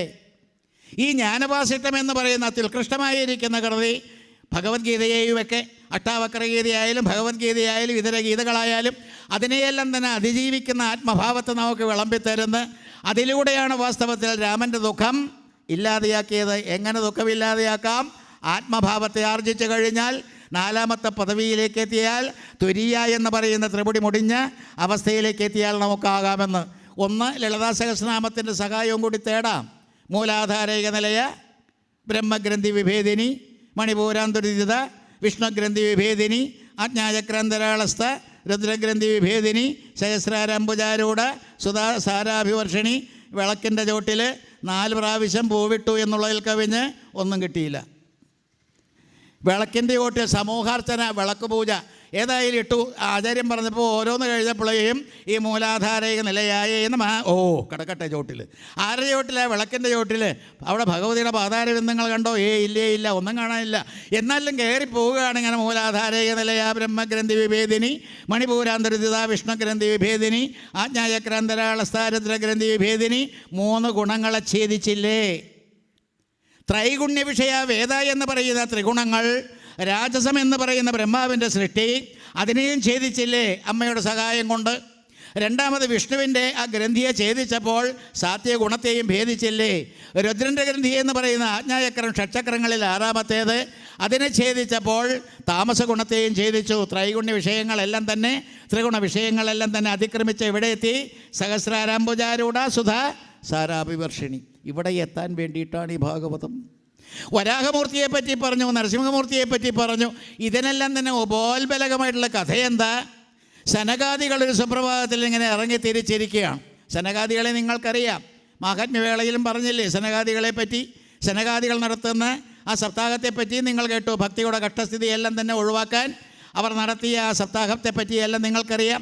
ഈ സനകാദികളെന്ന് പറഞ്ഞ 5 വയസ്സുകാർ സദാ ഹരിശരണം പ്രാപിച്ചിട്ടുള്ളവർ ഇങ്ങനെ നിർബാധം ഈ ലോകമെമ്പാടും നടക്കുന്ന കൂട്ടരെ തടഞ്ഞു ജൈവജന്മാരെന്നുള്ള കുറ്റം കൊണ്ടല്ലേ അവർ ശാപഗ്രസ്തരായത്. നിങ്ങൾ ഇതുവരേക്ക് ഇത്രമാത്രം 41 സത്രം കഴിഞ്ഞു. 41ാമത്തെ സത്രം നടന്ന മള്ളിയൂരിൽ നിന്നുള്ള അനുഗ്രഹം കൊണ്ടാണ്. കേട്ടില്ല. ഏതൊരു സപ്താഹമാണോ ഭാഗവതമാണോ പരസ്പര വൈരാഗ്യമില്ലാതെ വിഭാഗീയതയില്ലാതെ ഭേദബുദ്ധിയില്ലാതെ നടക്കേണ്ടത്, അത് ഇത്തവണ നടന്നില്ല. 41ാമത്തെ സത്രം അതോ ഇതോ എന്നുള്ള ചോദ്യത്തിന് ഇടവരുത്തിക്കൊണ്ട് നടന്ന, ഏതായാലും വിളംബരം ചെയ്ത ഭാഗത്ത് കടന്ന സത്രത്തിന് അനുഗ്രഹിക്കാനായിട്ട് ഇവിടെ നിന്നുള്ള ആ മഹത് വ്യക്തിത്വങ്ങൾ വന്നപ്പോൾ അത് പൂർണ്ണതയെ പ്രാപിച്ചു. കൂട്ടത്തിൽ പറഞ്ഞു എന്ന് മാത്രം. അപ്പോൾ എല്ലാ തരത്തിലും നമ്മൾ ഈ ഭാഗീയതയെല്ലാം തന്നെ ഉണ്ടാക്കി എല്ലാ തരത്തിലും നശിക്കുന്ന കാലഘട്ടത്തിലാണ് വീണ്ടും നമ്മൾ വിഷയത്തിലേക്ക് വരുന്നത്. ഈ ത്രിഗുണങ്ങളെയെല്ലാം തന്നെ അതിക്രമിക്കുന്ന രീതിയിലേക്ക് പോകണമെങ്കിൽ ഒരു പ്രത്യേക ധ്യാനക്രമം ആവശ്യമാണ്. സൂര്യമണ്ഡലത്തെ ധ്യാനിച്ച്, രാമനെ ധ്യാനിച്ച്, ചന്ദ്രമണ്ഡലത്തെ ധ്യാനിച്ച്, കൃഷ്ണനെ ധ്യാനിച്ച്, അത് കഴിഞ്ഞിട്ട് നമ്മൾ അഗ്നിയെ ധ്യാനിച്ച് ആ പരമകാഷ്ഠയിലേക്ക് എത്തുമ്പോൾ കൃഷ്ണൻ എന്ന് പറയുന്ന അവതാരം എവിടെ നടക്കുന്നു എന്നുള്ള ചിന്തയിലേക്കാണ് ഞാൻ വന്നത്. ഇടയ്ക്ക് ഇങ്ങനെ അവധൂതമൊക്കെ പറഞ്ഞുകൊണ്ട് മാറി മാറി പോകുന്നത് നിങ്ങൾ തെറ്റിദ്ധരിക്കേണ്ട, മാറില്ല. ആ കേന്ദ്രത്തിലേക്ക് തന്നെ വരും. 8ാമത്തെ കുട്ടി എന്ന് പറയുന്ന സമാധി, അതാണ് ഭഗവാന്റെ ഭാവം എന്ന് പറഞ്ഞ ആ ഇളയത്, അല്ലെങ്കിൽ ആ ഇളയത് സ്വാമി അദ്ദേഹം സൂചിപ്പിച്ച പോലെ ഒന്ന് ആലോചിച്ച് നോക്കൂ. 4ാമത്തെ ദിവസം ഭഗവാന്റെ അവതാരം, 4ാമത്തെ ദിവസം 4ാമിടം. 4ാമിടം എന്ന് പറഞ്ഞാൽ വീട്, നമ്മളെല്ലാവരും തന്നെ ജനിച്ച വീട്, അതാണ് 4ാമിടം. ആ 4ാമിടം എന്ന് പറഞ്ഞാൽ വീട്ടിൽ ഭഗവാൻ ജനിച്ചു എന്നേ ഇതിനർത്ഥമുള്ളൂ. പക്ഷേ 4ാമത്തെ ദിവസം നമ്മൾ കയറിയിരിക്കുന്നത് 4ാമത്തെ ഇടത്തിലാണ്. ഞാൻ നേരത്തെ പറഞ്ഞ 4ാമത്തെ ഇടവേദ തുരിയ, മറന്നുപോയോ? 4ാമത്തത് തുരിയ, ആ മ തുരിയ. ഈ 4ാമത്തെ തുരിയ മാണ്ഡൂക്യോപനിഷത്ത് പറഞ്ഞ് പഠിപ്പിക്കുന്ന പ്രണവം ഓം. അപ്പോൾ ഓംകാരമാണ് 4ാമത്. അപ്പോൾ ഭഗവാനാര? ഓങ്കാരം. ഓങ്കാരം എന്താ? ഓങ്കാരമാണ് വാസ്തവത്തിൽ ബ്രഹ്മവാചകം, ഈശ്വരവാചകം. അപ്പോൾ കൃഷ്ണാവതാരമായപ്പോൾ പൂർണ്ണമായിട്ടുള്ള ഭഗവാനെ നമുക്ക് കാണാൻ കഴിഞ്ഞു. അത് 4ാമത്തെ ദിവസം സാധിച്ചു എന്ന് പറഞ്ഞാൽ തുരീയ ഭാവത്തിൽ കാണാമെന്നല്ലേ. യമനിയമാദികളെല്ലാം തന്നെ അനുഷ്ഠിച്ചുകൊണ്ട് 8ാമത്തെ സമാധി എന്ന് പറയുന്നൊരവസ്ഥയിൽ ഇരിക്കുമ്പോൾ മാത്രം ലഭ്യമാകുന്ന ആ കൃഷ്ണാവതാരമാണ് തുരീയ ഭാവത്തിൽ നമുക്ക് കിട്ടിയത് എന്ന് കൂടി ചുരുക്കം. അപ്പോൾ എല്ലാ തരത്തിലും ഇവിടെ 4ാമത്തെ ദിവസം എന്ന് പറയുന്നത് ഒന്നുകൂടി നിങ്ങൾ ശ്രദ്ധിക്കണം, നിങ്ങളുടെ ഹൃദയമാണ്. 4ാമത്തെ ഭാവം, 4ാമത്തെ ആ സങ്കേതം എന്ന് പറയുന്നത് ഹൃദയമാണ്. മൂലാധാരം ജനേന്ദ്രിയത്തിനും കുതത്തിനും ഇടയ്ക്ക് അല്ലേ. നിങ്ങൾ നിത്യവിടേക്ക് ഒന്ന് നോക്കണം. എങ്ങനെ നോക്കാനാ? കുനിഞ്ഞു നോക്കിയാലും പറ്റില്ല, തിരിഞ്ഞു നോക്കിയാലും പറ്റില്ല. മൂലാധാരത്തിനും കുതത്തിനും ഇടയ്ക്ക് എല്ലാവരും തല കുമ്പിടണം. എന്തിനു തല കുമ്പിടണം? നമ്മുടെ ശരീരത്തിലുള്ളതാണ്. ആണ് പെണ്ണ് വ്യത്യാസമില്ലാതെ എല്ലാവരുടെയും മൂലാധാരത്തെ ഉറ്റുനോക്കിക്കൊണ്ട് നിത്യവും നിങ്ങൾ ജപിക്കണമോ നമോ ഭഗവതേ വാസുദേവായ. അല്ലയോ വാസുദേവായ, ജഗത്തിൻ്റെ പ്രാണനും സർവസ്വവുമായിരിക്കുന്ന ആ ചൈതന്യത്തോട് നമ്മൾ പറയണം, ഞാനിവിടെ ചെന്ന് കിടക്കുകയാണ്. എവിടെ? ഈ ജനേന്ദ്രിയത്തിനും കുതത്തിനും ഇടയ്ക്ക് മ്ലേച്ഛമായിട്ടുള്ളൊരു സങ്കേതത്തിൽ, വൃത്തികെട്ട മലീമസമായിട്ടുള്ളൊരു സങ്കേതത്തിൽ ഞാനവിടെ കിടക്കുകയാണ്. അവിടെ വന്നോ ഭഗവാൻ വരാഹമൂർത്തി. അവിടെ നിന്നിങ്ങനെ ഉദ്ധരിക്കാനായിട്ട് ശ്രമിച്ചു. ആ കഥയുടെ പൊരുൾ മനസ്സിലായാവോ? വരാഹമൂർത്തിയെ എങ്ങോട്ടാണ് പോയത്? എവിടെ നിന്നാണ് ജനിച്ചത്? ബ്രഹ്മദേവൻ്റെ ഹൃദയത്തിൽ അങ്കുഷ്ടമാത്ര തുല്യനായിട്ട് വർത്തിച്ച നാരായണൻ മൂക്കിൻ്റെ ഉള്ളിലൂടെ അതേ വലിപ്പത്തിലൊരു പന്നിക്കുട്ടിയായിട്ട് പുറത്തേക്ക് വന്നു.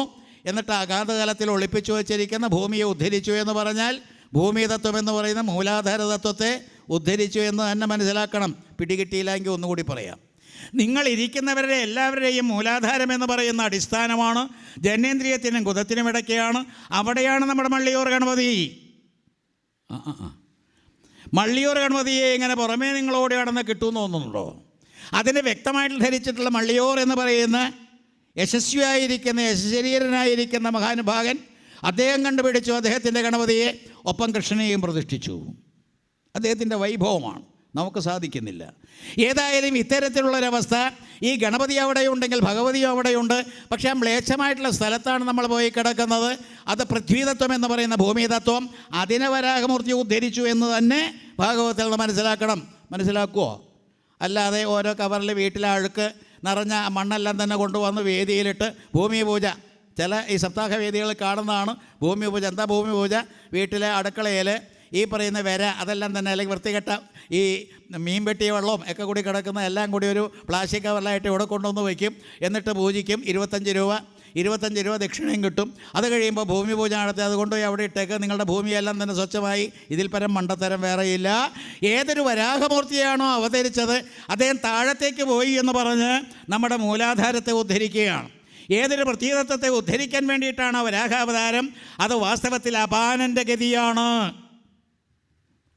അപാനൻ, പ്രാണൻ, അപാനൻ, പ്രാണാപാന ഉദാന വ്യാന സമാന. അപ്പോൾ അത്തരത്തിൽ അപാനൻ എന്ന് പറയുന്ന ഹൃദയത്തിൽ നിന്ന് താഴത്തേക്ക് പോകുന്ന അപാനൻ, അതിനെ ഇങ്ങനെ ഉദ്ധരിച്ചു കൊണ്ടുവന്ന് ഹൃദയത്തിൽ നിർത്തുന്നത് ആരുടെ ജോലി? വരാഹമൂർത്തിയുടെ. ഇപ്പോൾ നരസിംഹമൂർത്തിയും കഴിഞ്ഞു. അതേതായാലും നട്ടെല്ല് പൊട്ടിച്ച് പുറത്തേക്ക് ഇങ്ങനെ വന്നിട്ട് രക്തശുദ്ധീകരണം നടത്തുന്ന ആ അവതാര സ്വരൂപവും കഴിഞ്ഞു. പ്രാണൻ മുകളിലേക്ക് പോകുന്നുണ്ട്, അപാനൻ താഴത്തേക്ക് പോകുന്നുണ്ട്.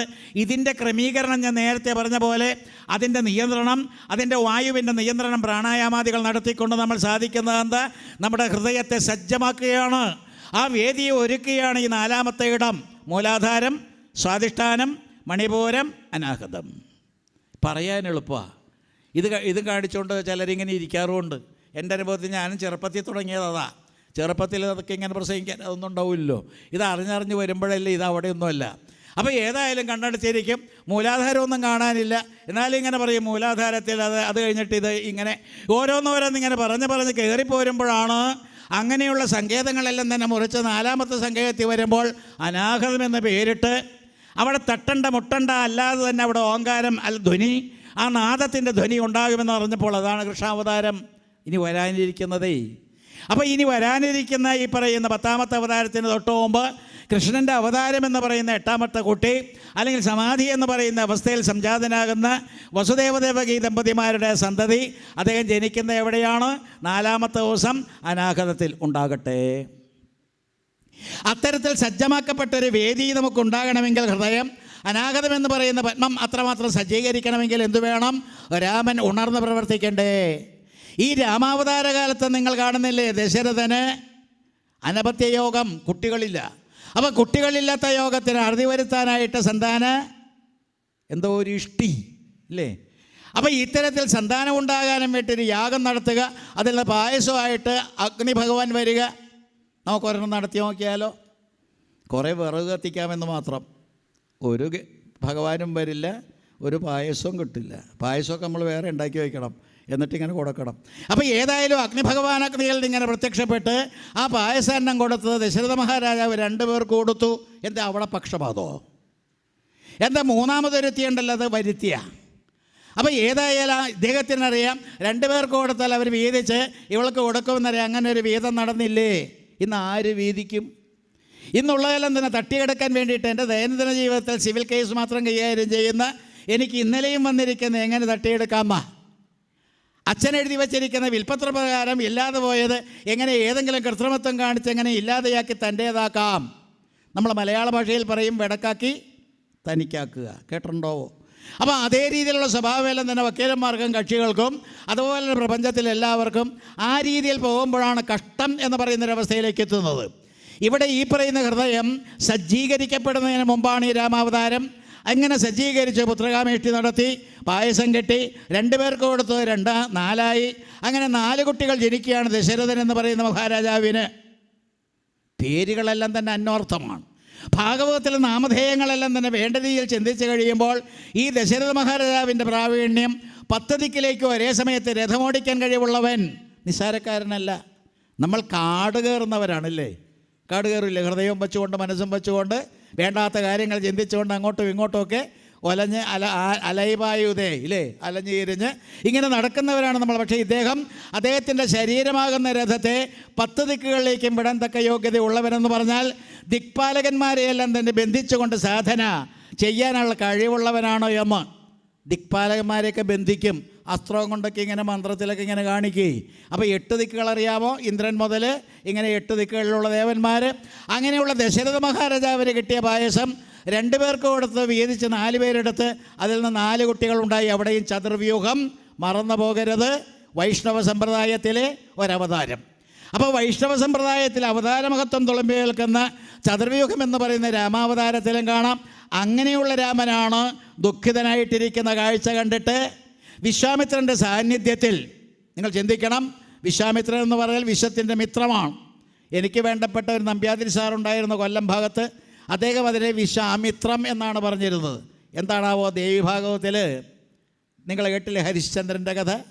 ഈ ഹരിശ്ചന്ദ്രൻ്റെ കഥയിൽ എന്തോ വിശ്വാമിത്രൻ ഹരിശ്ചന്ദ്രന് എതിരായിട്ട് പ്രവർത്തിച്ചത് കൊണ്ടോ എന്തോ അദ്ദേഹത്തിന് അങ്ങനെ തോന്നി പറഞ്ഞതാണ്. ഏതായാലും വിശ്വത്തിൻ്റെ മിത്രമായത് കൊണ്ടല്ലേ മിത്രമായിരിക്കുന്ന സൂര്യഭഗവാനെ ചൊല്ലിക്കൊണ്ട് ഗായത്രി നമുക്ക് ഇട്ട് തന്നത്. അത് അദ്ദേഹത്തിൻ്റെ കഴിവല്ലേ? ആ ഗായത്രി കൊണ്ടല്ലേ അദ്ദേഹം ഈ പറയുന്ന ത്രിശങ്കുവിനെ സ്വർഗത്തിലേക്ക് കയറ്റിവിടാനുള്ള ശക്തി ഉണ്ടാക്കിയത്. അങ്ങനെയുള്ള വിശ്വാമിത്രൻ്റെ സാന്നിധ്യത്തിൽ, ഒരു ഗുരുവിൻ്റെ സാന്നിധ്യത്തിൽ അതുപോലെ ഒരു ഗുരു വസിഷ്ഠൻ ഉപദേശിച്ചുകൊണ്ട് ഗ്ലാനിയെല്ലാം തന്നെ ഇല്ലാതെയാക്കിയിട്ട് കൊണ്ടുപോയത് എങ്ങോട്ടാ? യാഗവേദിയിലേക്ക്, യാഗരക്ഷയ്ക്ക് വേണ്ടിയിട്ട്. ഒന്നുകൂടി നിങ്ങൾ മനസ്സ് തരുമാവോ? ഉറക്കം വരുന്നുണ്ട്. ഏതായാലും ഈ യാഗം എന്ന് പറയുന്ന യോഗഭൂമിയാണ്. യാഗഭൂമി ശരീരമാണ്. നിങ്ങൾ വിചാരിക്കുന്ന പോലെ കുണ്ടം കൂട്ടിയിട്ട് അതിനകത്തേക്ക് തീയിട്ട് കൂട്ടി അതിനകത്തേക്ക് അതുമിതുമെല്ലാം തന്നെ ഹോമിച്ചാലെല്ലാം കിട്ടുമെന്നുള്ള വ്യാമോഹം വേണ്ട. അവിടെ ഏകാഗ്രതയുണ്ടെങ്കിൽ, മന്ത്രത്തിൻ്റെ സിദ്ധിയും ശക്തിയും ഉണ്ടെങ്കിൽ ഒരുപക്ഷെ നിങ്ങൾക്ക് എന്തെങ്കിലും ലഭിച്ചേക്കാം. പക്ഷേ സാധന എന്ന് പറയുന്ന സംഗതിക്കുള്ള ക്ഷേത്രം ശരീരം തന്നെയാണ്. ആ ശരീരമാകുന്ന ഹോമകുണ്ടത്തെ അതിനെ വേണ്ട രീതിയിൽ ഉപയോഗിക്കാൻ കഴിഞ്ഞാൽ അതിലൂടെയാണ് നമുക്ക് കിട്ടേണ്ട കാര്യങ്ങൾ കിട്ടുകയുള്ളൂ എന്ന്. ഏതായാലും ഇത്തരത്തിലുള്ളൊരു ഹോമം, യാഗം എന്ന് പറയുന്ന യോഗം ശരീരത്തിലൂടെ സമ്പാദിക്കേണ്ടത്, അതിനുവേണ്ടി തടസ്സം നിൽക്കുന്ന മാരീചനെയും സുബാഹുവിനെയും നിഗ്രഹിക്കാൻ വേണ്ടിയിട്ട് ഭഗവാനെയും കൊണ്ടുപോകുമ്പോൾ അപ്പോഴുമുണ്ട് കൂടെ ലക്ഷ്മണൻ. അപ്പോൾ ലക്ഷ്മണകുമാരനോടുകൂടി ഈ പറയുന്ന രാമചന്ദ്രൻ യാഗരക്ഷയ്ക്ക് പോകുമ്പോൾ എന്തിനാണപ്പോൾ ഈ ബല അതിബല ഉപദേശിച്ചത്? ഇപ്പോൾ ആരോ ഇങ്ങനെ ഫോണിൽ കൂടി സംസാരിച്ചപ്പോഴും ഞാൻ പറഞ്ഞു, ഈ ബല അതിബല എന്ന് പറയുന്ന 2 മന്ത്രങ്ങളാണ് ഉപദേശിച്ചത്. 2 കുറുന്തോട്ടിയാണ്, ബല അതിബല. അപ്പോൾ ഈ കുറുന്തോട്ടി എന്ന് പറയുന്ന മരുന്നും അതിൻ്റെ കൂടെ മന്ത്രവും പ്രയോഗിക്കാനുള്ള കഴിവ് ഹിന്ദുവിനുള്ളതാണ്, സനാതനധർമ്മിയുടേതാണ്. അത് തൊലയാൻ പറഞ്ഞ വിഡ്ഢികളെപ്പറ്റി എന്താ പറയുക? എല്ലാ മരുന്നുകളും സഞ്ജീവനിയിലേക്ക് വരുമ്പോൾ അവിടെയും ഞാൻ പറയുക, അതൊരു മരുന്ന് മാത്രമല്ല, അതൊരു മഹാമന്ത്രമാണ്. ശുക്രാചാര്യ തലകഴുക്കണം തൊക്കായിട്ട് കണധൂമം അത് ശ്വസിച്ചുകൊണ്ട് സമ്പാദിച്ച ഈ ശുക്രാചാര്യ ശിവനിൽ നിന്ന് നേടിയതാണ് മൃതസഞ്ജീവനി. മൃത്യുഞ്ജയം നിങ്ങളൊരു പക്ഷേ എപ്പോഴും കേൾക്കുന്നുണ്ടാകും. മൃതസഞ്ജീവനി എന്ന് പറയുന്ന ഉത്കൃഷ്ട ആ മന്ത്രത്തിലൂടെ മരിച്ചവനെ ജീവിപ്പിക്കാം. അത്രമാത്രം ശക്തമായിരിക്കുന്ന സഞ്ജീവനി എന്ന് പറയുന്നത് മരുന്നാണോ മന്ത്രമാണോ രണ്ടുമാണ് എന്ന് പറഞ്ഞാൽ ഭാരതവർഷത്തിൽ അത് സത്യം മാത്രമാണ്. അപ്പോൾ ഇത്തരത്തിലുള്ള കാര്യങ്ങളെല്ലാം തന്നെ നിർവഹിച്ച് മാരീചനാണെങ്കിൽ രക്ഷപ്പെട്ടു, സുബാഹുവാണെങ്കിൽ അവിടെ മൃതപ്രായനായി യാഗത്തെ രക്ഷിച്ചു എന്ന് പറഞ്ഞാൽ അവിടെ വാസ്തവത്തിൽ നിങ്ങൾ ചിന്തിക്കേണ്ടത് ഇനി പറയുന്ന മറക്കാതിരിക്കുക. അവിടെ ഒരേ ഒരു വ്യക്തി മാത്രമേ ഉള്ളൂ. വിശ്വാമിത്രൻ വേറെയില്ല, രാമൻ വേറെയില്ല, ലക്ഷ്മണൻ വേറെയില്ല. 3 പേരും കൂടി ഒന്നായിട്ട് ഒരേ ഒരു സ്ഥിതിവിശേഷം മാത്രമേ ഉള്ളൂ, അത് ജീവനാണ്. മറന്നുപോകുമോ? ജീവൻ. ഏതൊരു ജീവൻ്റെ സംരക്ഷണമാണോ ഭാഗവത്തിൽ ഉദ്ദേശിക്കുന്നത്, ഏതൊരു ജീവനാണോ ജൈവജയന്മാരായിട്ട് അവിടെ കാവൽക്കാരായിട്ട് നിന്നത്, ഏതൊരു ജീവന്മാരാണോ വാസ്തവത്തിൽ ഇത്തരത്തിൽ സനകാദികളാൽ ശാപഗ്രസ്തരായത്, ഏത് ജീവനാണോ ഹിരണ്യാക്ഷനും ഹിരണ്യകശുവായിട്ടും രാവണനും കുംഭകർണനായിട്ടും ശിശുപാല ദന്തഭക്താദികളായിട്ടും ജനിച്ചത്, ആ ഒരു ജീവനെ പറ്റിയുള്ള കഥയല്ലാതെ മറന്നുപോകുമോ? ആ ഒരു ജീവൻ്റെ ഉദ്ഗ്രഥനമല്ലെങ്കിൽ അതിൻ്റേതായിട്ടുള്ള ആ ശക്തമായിട്ടുള്ള മുകളിലേക്കുള്ള പോക്കല്ലാതെ വേറെ യാതൊന്നും ഭാഗവത്തിലില്ല. നിങ്ങൾ ഒന്നുകൂടി ശ്രദ്ധിച്ചു നോക്കൂ. കൃഷ്ണാവതാരം കഴിഞ്ഞ് രാജസൂയം വരുമ്പോൾ നിങ്ങൾ വായിക്കുമ്പോൾ ശ്രദ്ധിക്കണം, ദന്തഭക്തനെയും ശിശുപാലനെയും ഭഗവാൻ തൃച്ചക്രം പ്രയോഗിച്ചാണ് കഴുത്തെരിഞ്ഞത്. ഈ കഴുത്തെരിഞ്ഞ് കഴിഞ്ഞപ്പോൾ അവരിൽ നിന്നൊരു പ്രകാശം ഭഗവാനിലേക്ക് വന്നു ലയിച്ചു. എന്തേ ഹിരണ്യാക്ഷനെ കൊന്നപ്പോൾ, ഹിരണ്യകശുപുവിനെ കൊന്നപ്പോൾ എന്തേ ഈ തരത്തിൽ പ്രകാശം കടക്കാതിരുന്ന് 3 ജന്മം വേണ്ടി വന്നു എന്നുള്ളത് കൊണ്ടാണോ, അല്ലെങ്കിൽ ശാപത്തിൽ 3 ജന്മം നിങ്ങൾക്കുണ്ടാകട്ടെ എന്ന് പറഞ്ഞതുകൊണ്ടാണോ? ഏതായാലും പടിപടിയായിട്ടുള്ള ഒരു സാധനയുടെ ഫലമായിട്ട് മാത്രമേ നമ്മുടെ ജീവൻ എന്ന് പറയുന്ന പ്രകാശം ഭഗവാനുമായിട്ട് ലയിച്ച് ആ ജീവബ്രഹ്മ ഐക്യം ഉണ്ടാകൂ എന്നുറപ്പാണ്. അപ്പോൾ ഇവിടെയും രാമാവതാരം നമ്മൾ ഭംഗിയായിട്ട് പഠിച്ചില്ല എങ്കിൽ നമുക്ക് ഒടുവിലത്തെ ദശ, ആ ഒടുവിലത്തെ ആ പ്രത്യേകിച്ചുള്ളൊരവസ്ഥ നമുക്ക് കരഗതമാകുകയില്ല. എന്താ നമുക്കുണ്ടാകേണ്ടത്? ഭഗവാനിലേക്ക് നമ്മുടെ ജീവൻ എന്ന് പറയുന്ന പ്രകാശം ലയിച്ചേ മതിയാകൂ. ജീവബ്രഹ്മൈക്യം എന്ന് പറയുന്ന ഭാഗവതത്തിൻ്റെ ലക്ഷ്യം സാധിക്കുന്നതിന് അത് അനിവാര്യമാണ് എന്ന് ഇത്രയും മനസ്സിൽ വെച്ചോ ആവോ. ഈ യാഗഭൂമിയിൽ യാഗരക്ഷ കഴിഞ്ഞിട്ടാണ് 3 പേരും കൂടി നേരെ തിരിച്ചു പോകാതെ വഴി തിരിച്ചുവിട്ട് അഹല്യയ്ക്ക് മോക്ഷം കൊടുത്ത് ഈ മൈഥിലി എന്ന് പറയുന്ന വിദേഹ രാജാവിൻ്റെ പുത്രി അവളെ വേൾക്കുന്നതിന് വേണ്ടി ഈ പറയുന്ന ത്രയംബകം എന്ന് പറയുന്ന ശൈവജാപത്തെ ഒടിക്കാനെല്ലാം തന്നെ ഒരുമ്പെട്ടത്. ഇതെല്ലാം തന്നെ ഒരു പ്രത്യേക പദ്ധതിയാണ്. ഞാൻ പറഞ്ഞ വാക്കെന്താ? പദ്ധതി. ഭാഗവത്തെ നിങ്ങൾ ആദ്യം എടുക്കുന്നു, ഒരു പദ്ധതിയിലേക്ക് കടക്കുന്നു. ആദ്യത്തെ ദിവസം ശുഭേച്ഛ എന്നെല്ലാം പറയും. ശുഭേച്ഛ അല്ലേ ആദ്യത്തെ സോപാനേ. നിങ്ങൾ എത്ര സോപാനം കടന്നു? ഒരു സോപാനം കടന്നു, ഇരുന്നിടത്ത് തന്നെ. വഞ്ചി തിരുനക്കര തന്നെ. അപ്പോൾ ഏതായാലും നിങ്ങൾ എത്ര സോപാനം കടന്നു എന്ന് ചോദിച്ചാൽ പറയാൻ പറ്റാത്ത രീതിയിൽ. പക്ഷേ ഭാഗവത സോപാനങ്ങൾ 7 എന്ന് പറയുന്ന ജ്ഞാനസോപാനങ്ങൾ ശുഭേച്ഛ കടന്ന് ഓരോരോ ദിവസവും ഓരോന്ന് കടന്ന് 4-ാമത്തെ ദിവസം അനാഗത പത്മത്തിലേക്ക് കടക്കുമ്പോൾ അതിന് സത്വാപത്തി എന്നാണ് പേര്. കൃഷ്ണൻ അവതരിക്കാൻ പോകുന്ന സോപാനത്തിൻ്റെ പേരെന്താ? സത്വാപത്തി. എന്താ അർത്ഥം? ആത്മലാഭം. എന്താണപ്പോൾ കിട്ടിയത്?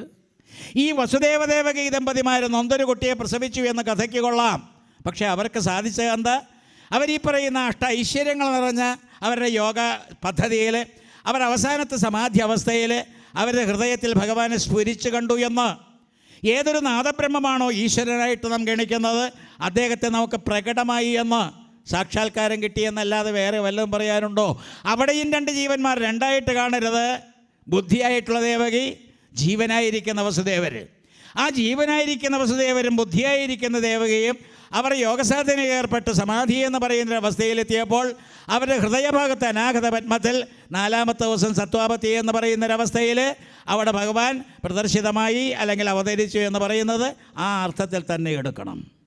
ഭാഗവതം ഭഗവാൻ രചിച്ചത്, ഈ പറയുന്ന വേദവ്യാസർ രചിച്ചത് സമാധിയിലിരുന്നു കൊണ്ടാണ്, മറന്നു പോകരുത്. MD വാസുദേവൻ നായർക്ക് ഒരു പക്ഷേ ഇതിലുള്ള കഥാഗോളങ്ങളെയെല്ലാം തന്നെ 2-ാം ഊഴമായിട്ടോ 10-ാം ഊഴമായിട്ടോ ഒക്കെ എഴുതാൻ കഴിഞ്ഞുവെങ്കിൽ അതൊന്നും അത്തരത്തിൽ നിന്ന് എഴുതി കുറിച്ച് വെട്ടി തിരുത്തി അതൊന്നും ചെയ്യാതെ വേദവ്യാസർ അവിടെ കുത്തിയിരുന്ന കൊണ്ട് സമാധി അവസ്ഥയിൽ കണ്ട പ്രകൃതി പുരുഷന്മാരെ വിവക്ഷിച്ചുകൊണ്ട് അവരെ എല്ലാവരും തന്നെ വേണ്ട രീതിയിൽ ദർശിച്ചുകൊണ്ട് നല്ല ഭംഗിയായിട്ട് കൈകാര്യം ചെയ്ത് എഴുതിയതല്ലേ ഭാഗവതം? സമാധി അവസ്ഥ. അപ്പോൾ ഏതൊരു സമാധി അവസ്ഥയിൽ ഇരുന്നു കൊണ്ടാണോ ഭാഗവതം രചിച്ചത്, അതിന് തനതായ സമാധി ഭാഷയുണ്ട്. അത് വിട്ടിട്ട് എന്ത് കാട്ടിക്കൂട്ടിയാലും യാതൊരു ഗുണവും കിട്ടുകയില്ല. ഇതാണ് ഹിന്ദുക്കൾക്ക് പറ്റിയ അമളി. നിങ്ങൾ പോകും സത്യധരണിയിലേക്ക്, നിങ്ങൾ പോകും അവിടെ നിന്ന് ഇറാനിലേക്ക്, എന്നിട്ട് അഫ്ഗാനിസ്ഥാനിൽ വന്നൊരു കുട്ടിയുമൊത്ത് ജയിലിൽ കിടക്കും അല്ലേ, പ്രസവിച്ച് എങ്ങനെയൊക്കെ നടന്നു. അപ്പോൾ ഇത്തരത്തിൽ പോകാൻ എന്തേ കാരണം? സനാതനധർമ്മത്തെ പിടികിട്ടിയില്ല. ഭഗവത്ഗീത വായിക്കുന്നുണ്ട്, അതെല്ലാം തന്നെ കാണാതെ പഠിച്ചിട്ടുണ്ട് എഴുതുന്ന ഒരു ശ്ലോകങ്ങളും. പക്ഷേ സനാതനം എന്ന് പറയുന്നൊരവസ്ഥയെ മനസ്സിലാക്കാൻ കഴിയാതെ വെറുതെ യാന്ത്രികമായിട്ടുള്ള ദർവണം പോലെ എന്തൊക്കെയോ വായിച്ചു പഠിച്ചു. എന്നിട്ട് യാന്ത്രികമായിട്ടുള്ളൊരു യുഗത്തിലേക്ക് അധര വ്യായാമം പോലെ എന്തൊക്കെയോ കാട്ടിക്കൂട്ടി ആന്തരികമായിട്ട് യാതൊന്നും വരാതെ പോയപ്പോൾ അവിടെയും ലളിതാ സഹസ്രനാമം സഹായത്തിന് അന്തർമുഖ സമാരാധ്യ. ഭാഗവത്തെയെല്ലാം തന്നെ അവിടെ വച്ചിട്ട് പൂജിച്ചുകൊണ്ടിരുന്നിട്ട് എന്താ കാര്യം? ഭാഗവതം എന്ന് പറയുന്ന 18,000 ഗ്രന്ഥങ്ങളും 12 സ്കന്ധങ്ങളുമുള്ള ഭഗവാന്റെ രൂപത്തെ നമ്മൾ ഹൃദയത്തിൽ പ്രതിഷ്ഠിച്ചിട്ട് വേണ്ടേ പൂജിക്കാൻ? ഭാഗവത സപ്താഹ വേദിയിൽ എന്ത് ചെയ്യണമെന്ന് ചെറുപ്പകാലത്ത് ഞാൻ പഠിച്ചിട്ടുള്ളത് 16 ഇർക്കുകളുള്ള പുരുഷ സൂക്തം, ഇർക്കുകളുടെ എണ്ണം കൂടിയിട്ടുള്ള പുരുഷ സൂക്തവും ഉണ്ട്. ഏതായാലും 16 ഇർക്കുകളുള്ള പുരുഷ സൂക്തം കൊണ്ട് 16 ഉപചാരങ്ങളെ കൊണ്ട് ഭാഗവത്തെ പൂജിക്കാനാണ് വിധി. അല്ലാതെ ഗുരുവായൂരിൽ നിന്ന് വാങ്ങിക്കൊണ്ടുവന്ന പൾപ്പ് വിഗ്രഹത്തെ പൂജിക്കാനല്ല വിധി. ഭഗവാന്റെ രൂപമായിരിക്കുന്ന ഭാഗവത്തെ പൂജിക്കുമ്പോൾ നാരദർക്കൊരു പീഠം കൽപ്പിക്കാം, വേദവ്യാസർക്കുമാകാം. അങ്ങനെ വേദവ്യാസരും നാരദരും തമ്മിൽ സമാഗമം ഉണ്ടായപ്പോൾ സത്സംഗത്തിൽ നിന്ന് ഉരുത്തിരിഞ്ഞ ധ്യാനവേളയിൽ സമാധ്യാവസ്ഥയിലുണ്ടായ ഭാഗവത്തെ ആ രീതിയിൽ കൈകാര്യം ചെയ്താൽ ഗോകർണന് കിട്ടി മോക്ഷം, മറ്റുള്ളവർക്ക് കിട്ടിയില്ല മോക്ഷം. ഭക്തിയുടെ കഷ്ടസ്ഥിതി മാറി ജ്ഞാനവൈരാഗ്യങ്ങൾ ഉണർന്നു. എന്തുകൊണ്ട് നമുക്ക് ജ്ഞാനവൈരാഗ്യങ്ങൾ ഉണരുന്നില്ല? നമുക്കെന്തുകൊണ്ട് മോക്ഷം കിട്ടുന്നില്ല? ഈ ചിന്തയാണ് നമ്മൾ സനാതനം എന്ന് പറയുന്ന സംഗതിയെ അവഗണിച്ചുകൊണ്ടുണ്ടായതാണോ എന്ന് മനസ്സിലാക്കേണ്ടത്. സനാതനം ഏതൊരു സനാതന തത്വത്തിലേക്കാണോ നമ്മൾ നടന്നു നീങ്ങുന്നത് എന്നിപ്പോൾ രാമാവതാരത്തിലൂടെ സൂര്യതേജസ് മുറ്റിയേൽക്കുന്ന ശക്തമായിരിക്കുന്ന സൂര്യതേജസ്സിലല്ലേ ചന്ദ്രൻ വിളങ്ങുന്നത്? ചന്ദ്രൻ്റെ ശോഭ എവിടെ നിന്നുണ്ടായി? സൂര്യൻ്റെ പ്രകാശം തട്ടിയിട്ടല്ലേ? ചന്ദ്രൻ അമ്മ, സൂര്യൻ അച്ഛൻ. അപ്പം സൂര്യൻ്റെ വംശം അച്ഛൻ്റെ വംശവും ചന്ദ്രൻ്റെ വംശവുമല്ല, 2 വംശമില്ല അമ്മ. വളരെ ഉച്ചൈസ്തരം ഘോഷിക്കുന്ന നമ്മൾ പുരാണങ്ങളിലെല്ലാം തന്നെ വംശവിസ്താരം നടക്കുമ്പോൾ 2 വംശത്തെ പറ്റിയേ പറയുന്നുള്ളൂ. ഒന്ന് അച്ഛൻ്റെ വംശം, ഒന്ന് അമ്മയുടെ വംശം. ചന്ദ്രൻ്റെ വംശം അമ്മ, സൂര്യൻ്റെ വംശം അച്ഛൻ. ഏതായാലും സൂര്യൻ എന്ന് പറയുന്ന അച്ഛൻ, ഈ കർമ്മകാരകൻ, അയാൾ വാസ്തവത്തിൽ ഇങ്ങനെ പുറത്തേക്ക് വിടുന്ന പ്രകാശം, ആ തട്ടിയിട്ട് ശോഭിക്കുന്ന ചന്ദ്രൻ അമ്മ. ആ ചന്ദ്രവംശത്തിൽ ഇനി ജനിക്കാനിരിക്കുന്നത് സാക്ഷാൽ ശ്രീകൃഷ്ണ പരമാത്മാവ്. ഇവിടെ ജാഗ്രത, സ്വപ്നം, സുഷുപ്തി എന്ന് പറയുന്ന അവസ്ഥാത്രയത്തെ വീണ്ടും കൈകാര്യം ചെയ്യുകയാണ് വേദവ്യാസര്. മറന്നു പോകുമോ? രാമനെ സംബന്ധിച്ച് അദ്ദേഹം പ്രത്യേകിച്ച് അധികമൊന്നും എഴുതാതെ രാമായണങ്ങൾ പലതും കവിവരർ ആമോദമോടെ പറഞ്ഞു കേൾപ്പുണ്ട് ഞാനെന്ന് പറഞ്ഞ് ഒതുക്കിയത് അതെല്ലാം തന്നെ മനസ്സിൽ വെച്ചുകൊണ്ട് തന്നെ വീണ്ടും ചിന്തിക്കുക. ആ രാമൻ്റേതായിട്ടുള്ള ഭാവം രാമൻ ഉണ്ടായിരുന്നില്ല എങ്കിൽ രാവണനെ നിഗ്രഹിക്കാനോ കുംഭകർണനെ നിഗ്രഹിക്കാനോ അവർക്കൊരു മൂന്നാമത് ജന്മം കൊടുക്കാനോ മൂന്നാമത് ജന്മത്തിൽ മോക്ഷം കൊടുക്കാനോ സാധ്യമല്ലാതെ വരും. അപ്പോൾ ഏതായാലും കാമത്തിൻ്റെ മൂർത്തികളായിരിക്കുന്ന ഇവരെ നിഗ്രഹിക്കാനായിട്ട് രാമൻ അവതരിച്ചു. രാമൻ രമിപ്പിക്കുന്നവൻ, അങ്ങനെയല്ലേ അതിൻ്റെ അർത്ഥം? രാമൻ രമിപ്പിക്കുന്നവൻ, രസിപ്പിക്കുന്നവൻ, രഞ്ജിപ്പിക്കുന്നവൻ. അപ്പോൾ ആരെയാണ് രമിപ്പിക്കുന്നതെന്ന് ചോദിച്ചാൽ ഹൃദയത്തെ, മനസ്സിൻ്റെ. സംഗീതത്തിൽ മനോരഞ്ജിനിയുണ്ടല്ലേ, ശിവരഞ്ജിനിയുണ്ട്, വേറും രഞ്ജിനിയുണ്ട്. സംഗീതക്കാരൊക്കെ ഇതിൻ്റെ ഉള്ളിലുണ്ടാവും.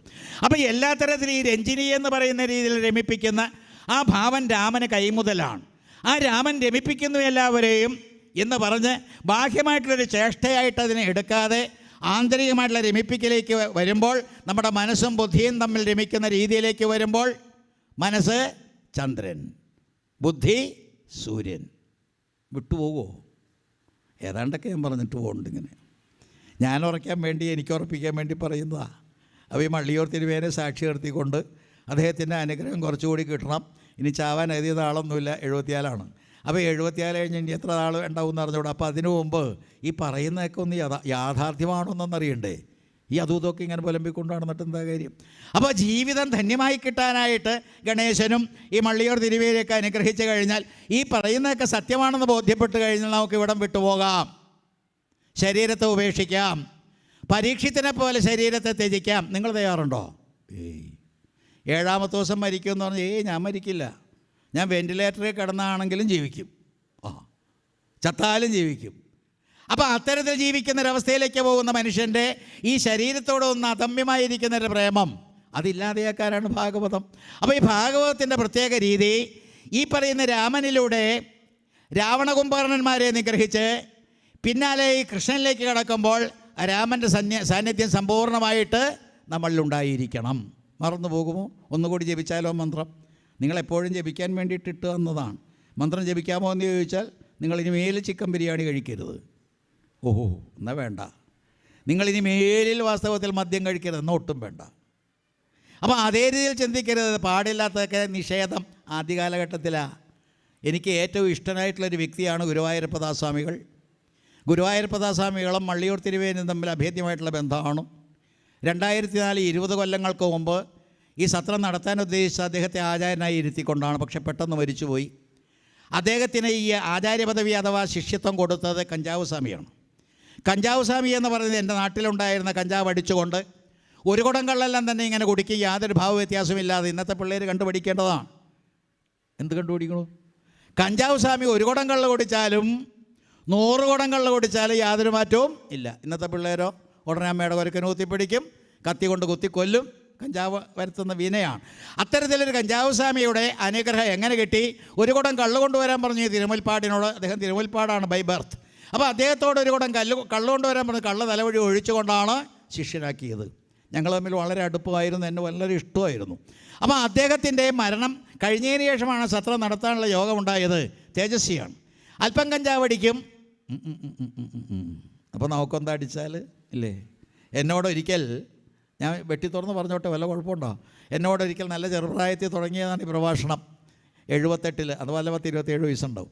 എന്നോട് കറുത്ത താടിയെല്ലാം തന്നെ നല്ല രീതിയിൽ ക്രോപ്പ് ചെയ്ത് നിർത്തി, വേണമെങ്കിൽ ഒരു പെഗ് അടിച്ചിട്ട് എന്ത് ചെയ്യണം, ഒന്ന് മുറുക്കണം.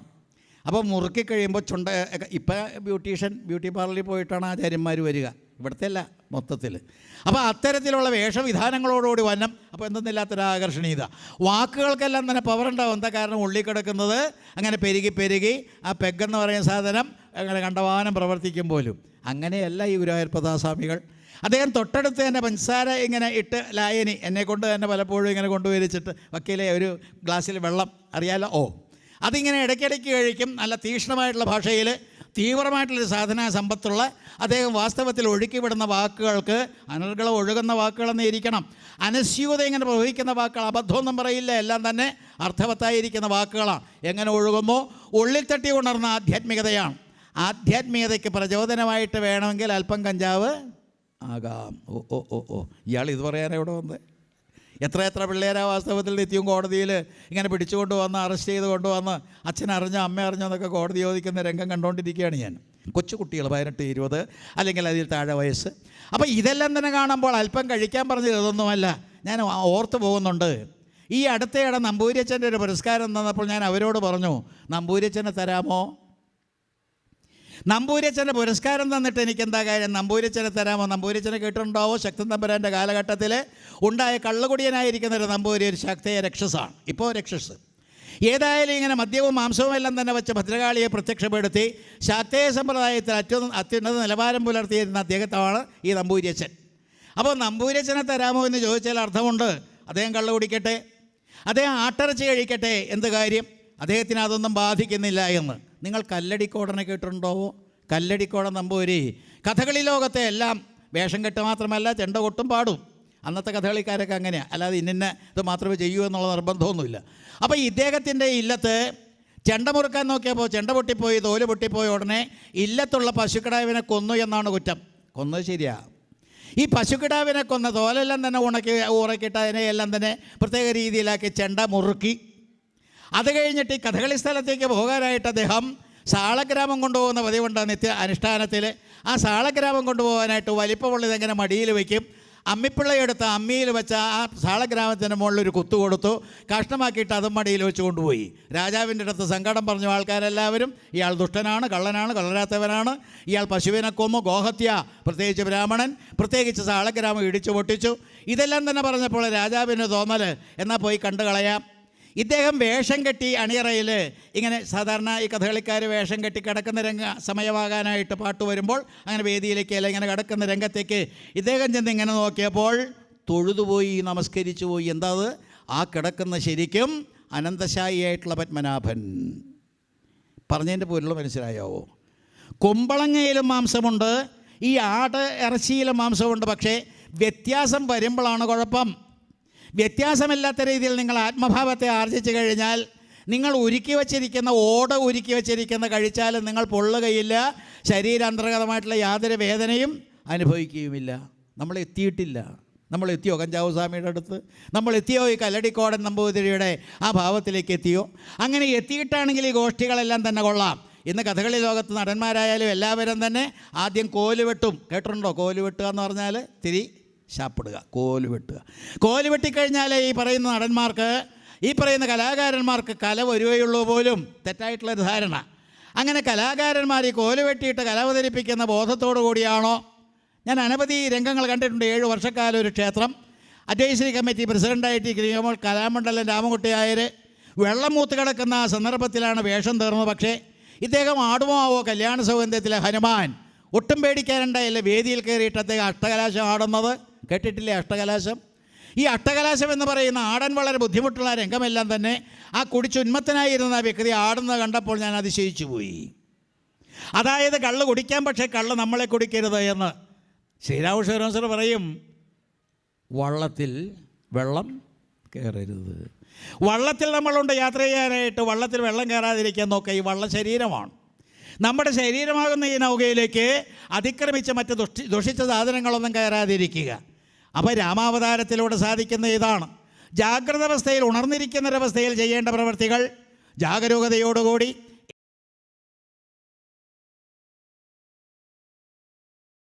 ഏകപത്നി വ്രതക്കാരനായിരിക്കുന്ന രാമചന്ദ്രൻ തനിക്ക് നഷ്ടപ്പെട്ടു പോയ സീതയെ അന്വേഷിച്ച് കൊരന്മാരെ കൂട്ടുപിടിച്ച് ലങ്കയിലേക്ക് ചെന്ന് അവിടെ അധിവസിക്കുന്ന ലങ്കാധിപനായിരിക്കുന്ന സാക്ഷാൽ രാവണനെ, ഭക്തനല്ലേ രാവണൻ, അതിസുന്ദരമായിരിക്കുന്ന അദ്ദേഹത്തിൻ്റെ ആനന്ദ നടനമാടുന്ന ശിവപെരുമാളിനൊപ്പിച്ച് താണ്ഡവമാടുന്ന അദ്ദേഹത്തിൻ്റെ കൃതിയെല്ലാം തന്നെ നിങ്ങൾ വായിച്ച് കാണും, കേട്ട് കാണും. അപ്പോൾ ശൈവഭക്തനാണ്. ശിവൻ്റെ ആ ഭക്തി കൊണ്ടാണ് കൈലാസത്തെ എടുത്തമ്മാനാടിയവനാണ്. അത്തരത്തിൽ എല്ലാത്തരത്തിൽ ശ്രേഷ്ഠമതിയായിരിക്കുന്ന അദ്ദേഹത്തെയും നിഗ്രഹിച്ചിട്ട് അടുത്ത പടയിലേക്ക് കയറ്റുക ആരാ ചെയ്തത്? രാമൻ. അപ്പോൾ രാമാവതാരത്തെ നിങ്ങൾ ഏത് രീതിയിൽ വീക്ഷിക്കും എന്നറിയാൻ വേണ്ടിയിട്ട് മാത്രമാണ് ഞാൻ വന്നത്. രാമാവതാരം ഇല്ലെങ്കിൽ കൃഷ്ണാവതാരം ഇല്ല എന്ന് പറയാൻ കാരണം, രാമാവതാരത്തിലൂടെ രാവണകുംഭകർണന്മാരെ കൊല്ലാതെ നിങ്ങൾക്ക് എങ്ങനെ കൃഷ്ണനെ കിട്ടും? പിടുത്തം കിട്ടിയാവില്ല അല്ലേ? ഈ രാവണകുംഭകർണന്മാരെന്ന് പറയുമ്പോൾ കാമത്തിൻ്റെ പ്രതീകങ്ങളാകുമ്പോൾ നമ്മളിൽ നിന്നത് വിട്ടുപോകുന്നുണ്ടോ? അതുകൊണ്ടാണ് ലളിതാ സഹസ്രനാമത്തിലെ കഥാഗോളം ഭണ്ഡാസുരൻ കാമദേവൻ ദഹിപ്പിച്ച ഭസ്മത്തിൽ നിന്ന് പോലെ ഇങ്ങനെ എഴുന്നേറ്റ് പോകുന്ന ഒരു അസുരൻ എന്ന് പറയുമ്പോൾ ഈ കാമം എന്ന് പറയുന്ന ഒരിക്കലും നശിക്കാത്ത ഒരു ദുഷിച്ച വികാരമാണ്. അതിനെ കൊല്ലാനായിട്ടത്ര എളുപ്പമല്ല എന്നുള്ളതല്ലേ അവിടെ വ്യക്തമായത്. അതിനെ നിഗ്രഹിച്ചിട്ട് വേണ്ടേ പിന്നെ ക്രോധമൂർത്തികളായിരിക്കുന്ന ശിശുപാല ദന്തഭക്തന്മാരെ തന്നിലേക്ക് സംക്രമിപ്പിക്കുന്നതിന് വേണ്ടിയുള്ള കൃഷ്ണാവതാരം വരാൻ. അപ്പോൾ എല്ലാ തരത്തിലും രാമാവതാര കഥകൾ 2 അധ്യായത്തിൽ ഒതുക്കിയാണ് ഭാഗവതം അവതരിപ്പിച്ചിട്ടുള്ളത് എങ്കിൽ കൂടി അത് വാസ്തവത്തിൽ രാമനിലൂടെ നമ്മൾ വളരെ ഊർജ്ജസ്വലമായിട്ട് കടക്കണം. അതാണ് രാമക്ഷേത്രത്തിൻ്റെ നിർമ്മാണത്തിൻ്റെ രഹസ്യം. തെറ്റിദ്ധരിക്കപ്പെട്ട് രാഷ്ട്രീയവൽക്കരിക്കപ്പെട്ട് വിഭാഗീയത വച്ചു പുലർത്തിക്കൊണ്ട് ഇന്നിപ്പോൾ നമ്മൾ ആരെങ്കിലും എന്തെങ്കിലും പറഞ്ഞാൽ അത് കുറ്റമായിട്ട് വരുന്നുണ്ട്. പക്ഷേ പാടില്ല. കാരണം രാഷ്ട്രപിതാവ് അദ്ദേഹം ഈ നെഞ്ചോട് ചേർത്ത് കൊണ്ടുവന്നിരുന്ന മന്ത്രമാണ് രാമ. ഒന്ന് ജപിച്ചാലോ? ഓം രാമായ രാമഭദ്രായ രാമചന്ദ്രായ വേധസേ രഘുനാഥായ നാഥായ സീതായ പദയേ നമഃ. ഏതായാലും കൃഷ്ണാവതാര സമയത്ത് ഉദ്ധവർക്ക് ഉപദേശം കൊടുക്കുന്ന കൃഷ്ണനെ പോലെ അല്ലെങ്കിൽ അർജുനന് ഉപദേശം കൊടുക്കുന്ന കൃഷ്ണനെ പോലെ ഒരു രാമനെ നമ്മൾ കാണുന്നില്ല. എങ്കിൽ കൂടി വിഛിന്നാഭിഷേക രംഗത്ത് തൻ്റെ സഹോദരൻ ലക്ഷ്മണകുമാരൻ ക്രുദ്ധനായിട്ട് ഈ ഭ്രാന്തചിത്തം ജഡം വൃദ്ധം വധുജിതം ശാന്തേതരം ത്രപാഹീനം ഷടപ്രിയം ബന്ധിച്ച ദാതനെയും പരിബന്ധികളായുള്ള മറ്റുള്ളവരെയും അന്തകൻ വീട്ടിനയച്ച അഭിഷേകം ഒരന്തരം കൂടാതെ സാധിച്ചുകൊള്ളുവനെന്ന് പറയുന്ന ആ സുഗ്രീവ ലക്ഷ്മണകുമാരനെ ഉപദേശിക്കുന്ന രംഗത്ത് എത്ര ഉദാത്തമായിട്ടുള്ള കാര്യങ്ങളാണ് അദ്ദേഹം സൂചിപ്പിച്ചത്. എല്ലാം തന്നെ അതിൽ വന്നിട്ടില്ലേ? വന്യസന്തപ്ത ലോഹസ്തംഭബിന്ദുനാ സന്നിഭം മർത്യജന്മം ചക്ഷുശ്രവണകളസ്തമം ദർദരം ഭക്ഷണത്തിന് അപേക്ഷിക്കുന്ന പോലെ കാലാഹിന പരിഗ്രസ്തമം ലോകവുമാലോല ചേതസ ഭോഗങ്ങൾ തീടുന്നു. അത്യുദാത്തമായിരിക്കുന്ന ഈ പറയുന്ന വിഛിന്നാഭിഷേക രംഗത്ത് തൻ്റെ സഹോദരന് കൊടുക്കുന്ന ഉപദേശം അതിഗഹനമായിട്ടുള്ള കാര്യങ്ങളെല്ലാം തന്നെ പഠിപ്പിച്ചുകൊണ്ട് പറയുന്നത് എന്താ? ദേഹം നിമിത്തം അഹംബുദ്ധി കൈക്കൊണ്ട് മോഹം കലർന്ന ജന്തുക്കൾ നിരൂപിക്കും. ബ്രാഹ്മണോഹം നരേന്ദ്രോഹം ആഢ്യോഹം എന്ന ആമ്രേടിതം കലർന്നീടം ദശാന്തരെ ജന്തുക്കൾ ഭക്ഷിച്ച് കാട്ടിച്ചു പോകിലാം. വെന്തുവെണ്ണീറായി ചമഞ്ഞു പോയിടിലാം. മണ്ണിന് കീഴായി കൃമികളായി പോകിലാം. നന്നല്ല ദേഹം നിമിത്തം മഹാമോഹം. ഇതല്ലേ ഭാഗവതം പഠിപ്പിക്കുന്നത്? ദേഹമൊരു ഗുരുവാണെന്ന് പറയും. ഏകാദശസ്കന്ധത്തിൽ 24 ഗുരുക്കന്മാരെ പറ്റി പറയുമ്പോൾ 24 ഗുരുക്കന്മാർക്ക് ശേഷം 25ാമത്തെ ഗുരുവായിട്ട് അവനവൻ്റെ ദേഹത്തെ ആ അവധൂത വേഷധാരിയായിരിക്കുന്ന ദത്താത്രേയൻ പറഞ്ഞു തരും. ദേഹം ഗുരുവാണ്. എങ്ങനെയാണെങ്കിൽ ഈ ദേഹത്തെ നമ്മൾക്ക് സാധനാ വിഷയമായിട്ട് സാധന സാമഗ്രിയായിട്ട് ഉപാസനയ്ക്കുള്ള വിഗ്രഹമായിട്ട് എടുക്കുന്ന പക്ഷം ഈ പറഞ്ഞത് ശരിയാണ്. നിത്യവും അനുഷ്ഠാനങ്ങളിൽ ഏർപ്പെട്ടുകൊണ്ട് ദൈനംദിനം ഈ പറയുന്ന അനുഷ്ഠാനങ്ങളിലൂടെ കടന്നു വരുന്ന ഒരു വ്യക്തിയുടെ ശരീര അന്തർഗതമായിട്ടുള്ള ജീവൻ അത് പോഷിക്കപ്പെടും, തോഷിക്കപ്പെടും. അത് ഹരിദോഷമായിട്ട് മാറും, അത് ധർമ്മമായിട്ട് തീരും. ഏതൊരു ഹരിദോഷമാണോ ഈ പറയുന്ന ഭാഗവത ധർമ്മം, ആ ഹരിയുടെ ആനന്ദത്തിന് വേണ്ടി ശരീര അന്തർഗതമായിട്ടുള്ള ഹരിയെ നമുക്ക് തോഷിപ്പിക്കാൻ കഴിയും. എങ്ങനെയായാൽ ശരീരത്തെ വേണ്ട രീതിയിൽ വിനിയോഗിക്കുക. അപ്പോൾ ഉപയോഗിക്കുക, പ്രയോഗിക്കുക, വിനിയോഗിക്കുക എന്നൊക്കെ പറയുമ്പോൾ ആ സംസ്കൃത പദങ്ങളിൽ അതിൽ ഏറ്റവും ശ്രദ്ധേയമായിരിക്കുന്ന ഭാഗം യോഗം തന്നെയാണ്. യോഗം എന്ന് പറയുന്നൊരവസ്ഥ നമ്മൾ ആർജിക്കുന്നില്ല എങ്കിൽ മള്ളിയൂർ വന്നിട്ട് ഗണപതിയെ തൊഴുത് അതുപോലെ മള്ളിയൂർ എന്ന് കേൾക്കുമ്പോൾ നമ്മൾ നമ്മുടെ മനസ്സിലേക്ക് കടത്തിക്കൊണ്ടുവരുന്ന ആ സാധു പുരുഷൻ എന്ന് പറഞ്ഞാൽ സന്യാസി ശ്രേഷ്ഠനേക്കാളപ്പുറം. അപ്പോൾ എല്ലാ തരത്തിലും ഭാഗവതം കൈമുതലായിട്ടുള്ള അല്ലെങ്കിൽ ഭാഗവതം തന്നെയായിട്ടുള്ള ഭഗവാൻ തന്നെയായി തീർന്നിട്ടുള്ള അദ്ദേഹത്തിൻ്റെ സാന്നിധ്യവും കൂടി നമ്മൾ അനുഭവിക്കുമ്പോൾ നിങ്ങൾ ഇവിടെ നിന്ന് പോയാൽ നോൺ വെജിറ്റേറിയൻ ഹോട്ടൽ അന്വേഷിച്ച് പോകുമോ? വ്യക്തമായിട്ടുള്ളൊരു മറുപടിക്ക് വേണ്ടിയിട്ടാണ്. ഇസ്ലാമിക സുഹൃത്തുക്കളെല്ലാവരും വെജിറ്റേറിയൻ ഹോട്ടലിൽ കയറി പച്ചക്കറി കഴിക്കുമ്പോൾ ഹിന്ദുക്കളെല്ലാവരും ക്യൂ നിൽക്കുന്നത് സീറ്റ് ഒഴിവില്ല. ഈ നോൺ വെജിറ്റേറിയൻ ഹോട്ടലിൽ കുഴിമന്തിയോ ഏതാണ്ട് പുതിയ മന്തികൾ കുറേ ഉണ്ട്, അത് കഴിക്കാൻ വേണ്ടിയിട്ടാണ്. കഷ്ടം. ഈ ഇസ്ലാമിക സുഹൃത്തുക്കളും ക്രൈസ്തവരുമെല്ലാം തന്നെ നമ്മുടെ വീടുകളിൽ നടക്കുന്ന അടിയന്തരങ്ങളിൽ പായസം കഴിക്കാൻ കച്ചകെട്ടി വരുന്ന കാണുമ്പോൾ നമ്മൾ ഓടുകയാണ് അങ്ങോട്ടേക്ക് വൃത്തികെട്ട ആഹാരം വെട്ടി വിഴുങ്ങാനായിട്ട്. ഈ ബർണാഷ പറഞ്ഞിരിക്കുന്ന I don't want to make my stomach a sepulchre എന്ന് പറഞ്ഞിരിക്കുന്ന എൻ്റെ വയറിനെ എൻ്റെ ഉദരത്തെ ഞാൻ ശ്മശാനമാക്കാൻ ആഗ്രഹിക്കുന്നില്ല എന്ന് പറയുന്ന രീതി അവലംബിക്കുക. നിങ്ങൾ കഴിച്ചോ ഒടുവിൽ? ഏതൊടുവിൽ? യജ്ഞപശുവിനെയെല്ലാം തന്നെ മേധിക്കുന്ന രീതിയിൽ നിങ്ങൾ ചെയ്യുന്ന പ്രവൃത്തികളെല്ലാം തന്നെ ആത്മഭാവത്തിലാണോ? അടുത്ത ചോദ്യം. ഒരു പശുവിനെ നിങ്ങൾ ഹിംസിക്കുന്നു എങ്കിൽ അത് ഹിംസ എന്നുള്ള മട്ടിൽ നിന്ന് അഹിംസയിലേക്ക് നിങ്ങൾ വരണ്ടേ? ഒന്നിനെയും കൊല്ലുന്നില്ല, ആരും കൊല്ലുന്നില്ല, ആത്മാവ് ഇങ്ങനെ ഹനിക്കപ്പെടുന്നില്ല എന്നുള്ള ആ ചിന്താഗതി വച്ച് പുലർത്തുന്നൊരവസ്ഥയിലേക്ക് എത്തിയിട്ടല്ലേ ഈ ഹത്യ, ഈ ബലി. ഈ ജീവികളെയും ആ ജീവന്മാരെയൊക്കെ ബലിയർപ്പിക്കുന്ന ഏത് രീതിയിലാണ്? ആ ഭാവത്തിലെത്തിയിട്ട്. ഏത് ഭാവം? ആത്മഭാവത്തിൽ. ഈ ആത്മഭാവത്തിലെത്തിയ വ്യക്തിക്ക് ഒരു പക്ഷെ കൊല്ലാൻ സാധിക്കില്ല, അത് വേറെ കാര്യം. അപ്പോൾ ഏതായാലും അങ്ങനെ എത്താത്തൊരു വ്യക്തി എന്തിനാണ് ഈ നിഗ്രഹം? ഈ നിഗ്രഹം നടത്തുന്ന ഇറച്ചി കഴിക്കാൻ വേണ്ടിയിട്ടാണ്. തുച്ഛമായിട്ടുള്ള ഭോഗ ലാലസയാണ്. കോഴിക്കോട് പറഞ്ഞ മാടായി അവിടെ നിന്നുള്ള 2 പേരെല്ലാം തന്നെ ഈ പാരിതോഷികം അല്ലെങ്കിൽ ഈ അവാർഡൊക്കെ തരുന്ന സമയത്തിലുണ്ടായിരുന്നു. ഞാൻ അവരോട് ചോദിച്ചു, കഷ്ടം, ഇത്തരത്തിൽ ഈ പറയുന്ന ചിക്കനെല്ലാം തന്നെ അരിഞ്ഞ് കറിയുണ്ടാക്കി ഈ പറഞ്ഞ ബ്രാൻഡി വിസ്കിയൊക്കെ വെച്ചുകൊണ്ട് ഭദ്രകാളിയെ സേവിച്ച് അത്തരത്തിലുള്ള പാരമ്പര്യം ഇപ്പോഴും നിലനിർത്തണോ? ഭാഗവത്തിലേക്ക് ഒന്നുകൂടി കടക്കട്ടെ, നിർത്തിയേക്കാം. ഭാഗവതത്തിൽ വളരെ വ്യക്തമായിട്ട് പറഞ്ഞു, ഹംസാവതാര വേളയിൽ ചിത്തത്തിൽ ഗുണങ്ങൾ പ്രവേശിക്കുന്നത് എങ്ങനെ, ചിത്തത്തിൽ നിന്ന് ഗുണങ്ങൾ വേർപാട് അതെങ്ങനെ സാധിക്കും? അപ്പോൾ നമ്മുടെ ഉപാസന സാത്വികോപാസനയാൽ, ഭാഗവതം പഠിപ്പിക്കുന്നത് സാത്വിക ഉപാസനയാൽ. ബ്രാഹ്മണനാകുന്നത് ഈ സാത്വിക ഉപാസന കൊണ്ടാണ്. കാട്ടാളനാകാൻ നമുക്ക് രത്നാകരനെ പോലെ കാട്ടാളത്തം കാട്ടി ജീവിക്കാം. പക്ഷേ അയാളും പിന്നാലൊരു കവിശ്രേഷ്ഠനായിട്ട് മാറിയത് പരിണാമം സാധിച്ച തപസ് കൊണ്ടാണ്. അതേപോലെ സാത്വികമായിട്ടുള്ള ഉപാസന രാമ രാമ എന്ന് ജപിച്ച്, കൃഷ്ണ കൃഷ്ണ എന്ന് ജപിച്ച്, അതേ രീതിയിൽ ജപധ്യാനങ്ങളിലൂടെ സാത്വിക ഉപാസനയിലൂടെ മറ്റ് ഗുണങ്ങളെയെല്ലാം തന്നെ നമ്മൾ ഉപേക്ഷിച്ച്, താമസമെന്ന് പറയുന്ന ഇരുട്ടിനെ അതിക്രമിച്ച്, രാജസമെന്ന് പറയുന്ന ചുവപ്പും വേണ്ട എന്നുള്ള മട്ടിലേക്കായി സാത്വിക ഉപാസനയിലൂടെ നമ്മൾ കടന്നു പോയി കഴിഞ്ഞാൽ നമുക്ക് കുചേലനാകാം. അത് വേണ്ട, ദരിദ്രം, ദാരിദ്ര്യം, ദരിദ്രൻ, എല്ലും തൊലിയൊക്കെ ആയിട്ട് അത് വേണോ? ആകാം. ഏതായാലും ഈ കുചേല ബ്രാഹ്മണനെ പോലെ ബ്രഹ്മവിത്തമാ, ഞാൻ ഉദ്ദേശിച്ച പദമാണ്. അപ്പോൾ എല്ലാ തരത്തിലും ബ്രഹ്മവിത്തമനായിട്ട് ഇതിനെ അറിയേണ്ടതിനെ അറിഞ്ഞു കഴിഞ്ഞു. പിന്നെ അദ്ദേഹം ഈ പറഞ്ഞ ദ്വാരകയിൽ പോയി എന്ന് പറയുന്നത് നിങ്ങൾ വിശ്വസിക്കുന്നുണ്ടോ? യുക്തികളിങ്ങനെ ഇട്ടുകാരാ, നിങ്ങൾ ആലോചിച്ചോളൂ. പാവം, എണീക്കാൻ തന്നെ ജീവനില്ല, ആഹാരമൊന്നും വേണ്ട. എന്നിട്ടിങ്ങനെ പോവുകയാണ്. ഈ കക്ഷത്തിലാണെങ്കിൽ ഇറക്കി പിടിച്ചാവിൽ അതൊക്കെ കൊണ്ടിങ്ങനെ ഓടുകയാണ് 7ാമത്തെ നിലയിൽ അധിവസിക്കുന്ന കൃഷ്ണനെ കാണാൻ. അദ്ദേഹം പോകാനിടയില്ല. എന്താ കാരണം? അദ്ദേഹം ബ്രഹ്മവിത്തമ, ബ്രഹ്മത്തെ അറിഞ്ഞവൻ. ബ്രഹ്മവിത്ത് ബ്രഹ്മൈവ ഭവതി എന്ന ഉപനിഷത്ത്. ബ്രഹ്മത്തെ അറിഞ്ഞവൻ ബ്രഹ്മം തന്നെയായി തീർന്നെങ്കിൽ ബ്രഹ്മമായിരിക്കുന്ന കൃഷ്ണൻ എവിടെയോ ഇരിപ്പുണ്ട് എന്ന് പറഞ്ഞുകൊണ്ട് അങ്ങോട്ടേക്ക് ഓടുമെന്ന് തോന്നുന്നുണ്ടോ? ഈശ്വര സർവഭൂതാന ഹൃദയശേ അർജുന തിഷ്ഠതി എന്ന് പറയുന്ന അടിച്ചുറപ്പിച്ചുകൊണ്ട് നമ്മൾ മനസ്സിലാക്കിയിട്ടുള്ള കുചേല ബ്രാഹ്മണൻ അങ്ങനെ പോയി എന്ന് പറഞ്ഞാൽ കഥയ്ക്ക് കൊള്ളാം, കാര്യത്തിന് കൊള്ളില്ല. സന്താനഗോപാലവേഷം അല്ലെങ്കിൽ അത്തരത്തിലൊരു ബ്രാഹ്മണനെയും അവതരിപ്പിച്ചുകൊണ്ടാണ് കൃഷ്ണൻ്റെ ആ കഥകളെല്ലാം തന്നെ അവസാനിപ്പിച്ച് ഏകാശ സ്കന്ധത്തിലേക്ക് കടക്കുന്നത്.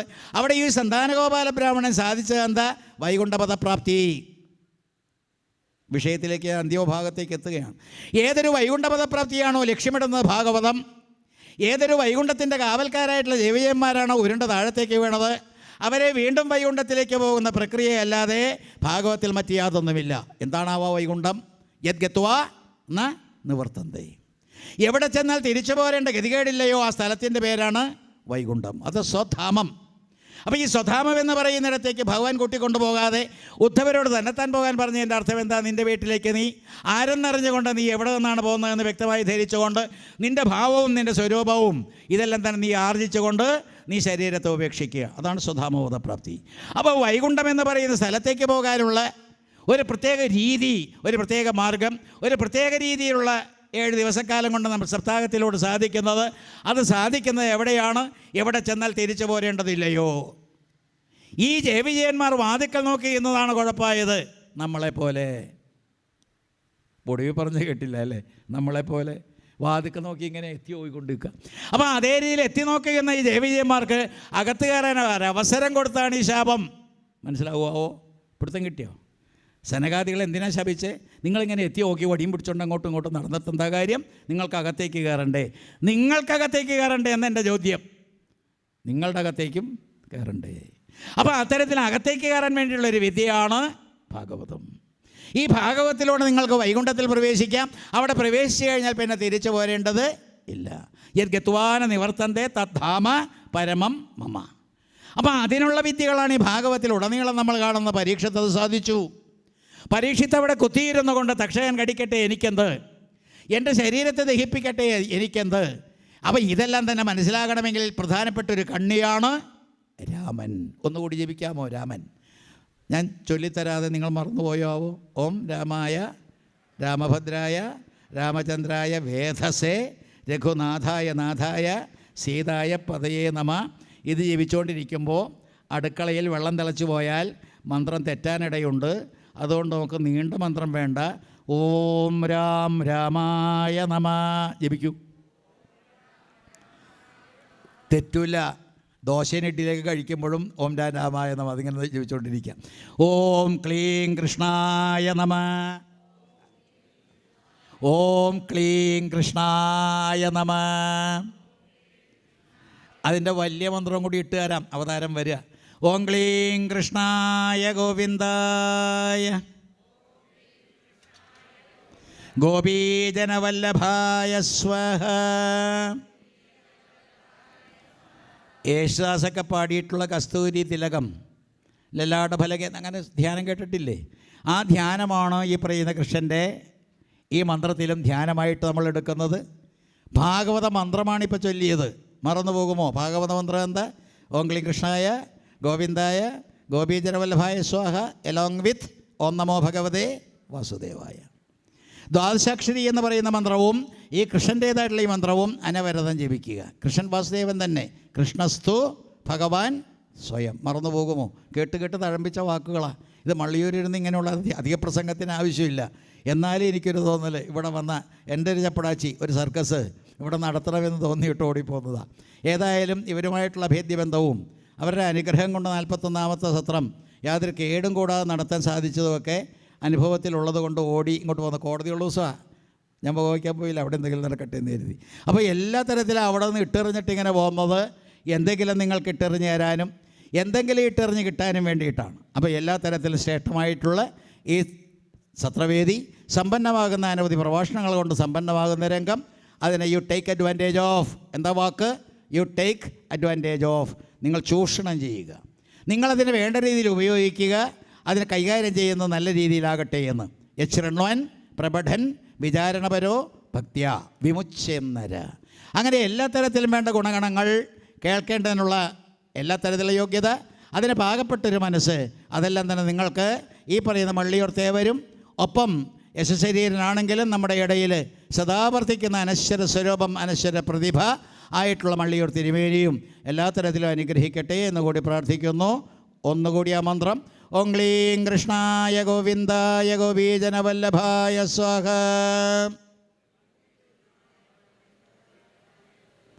സമാധാനമായി ജപിച്ചോളൂ. ഓം രാമായ രാമഭദ്രായ രാമചന്ദ്രായ വേധസേ രഘുനാഥായ നാഥായ സീതായ പതയേ നമഃ.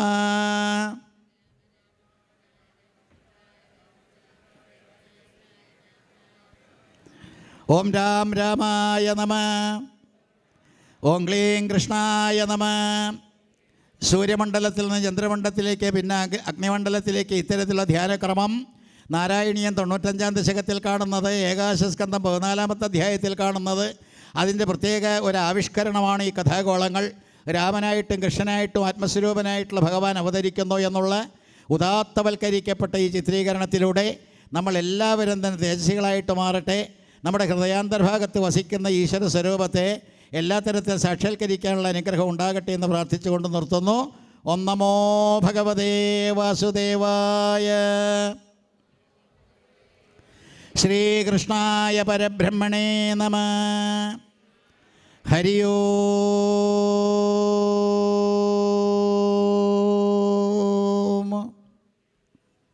ഓങ്കാരം നീണ്ടുപോട്ടെ. അപ്പോൾ ഹൃദയത്തിൽ വല്ല വാൽവിന് കേടുണ്ടെങ്കിൽ അറിയാം.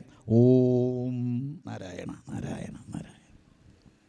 മള്ളിയൂർ തിരുമേനിയുടെ 104-ാം ജയന്തി അഖില ഭാരത ശ്രീമദ് ഭാഗവതാമൃത സത്രം സത്രവേദിയിൽ നമ്മെ അനുഗ്രഹിച്ച അഡ്വക്കേറ്റ് TR രാമനാഥൻ സാറിന് ഇപ്പോൾ മള്ളിയൂരിൻ്റെ ആദരവ് പൂജനീയ മള്ളിയൂർ ഭാഗവത കഥാഗോകുലം നൽകുന്നു. ആദരവേറ്റുവാങ്ങുവാൻ സാറിനെ വിനയപൂർവ്വം ക്ഷണിക്കുകയാണ്. അഖില ഭാരത ശ്രീമദ് ഭാഗവതാമൃത സത്രവേദിയിൽ കൃഷ്ണാവതാര ഭാഗങ്ങളിലേക്ക്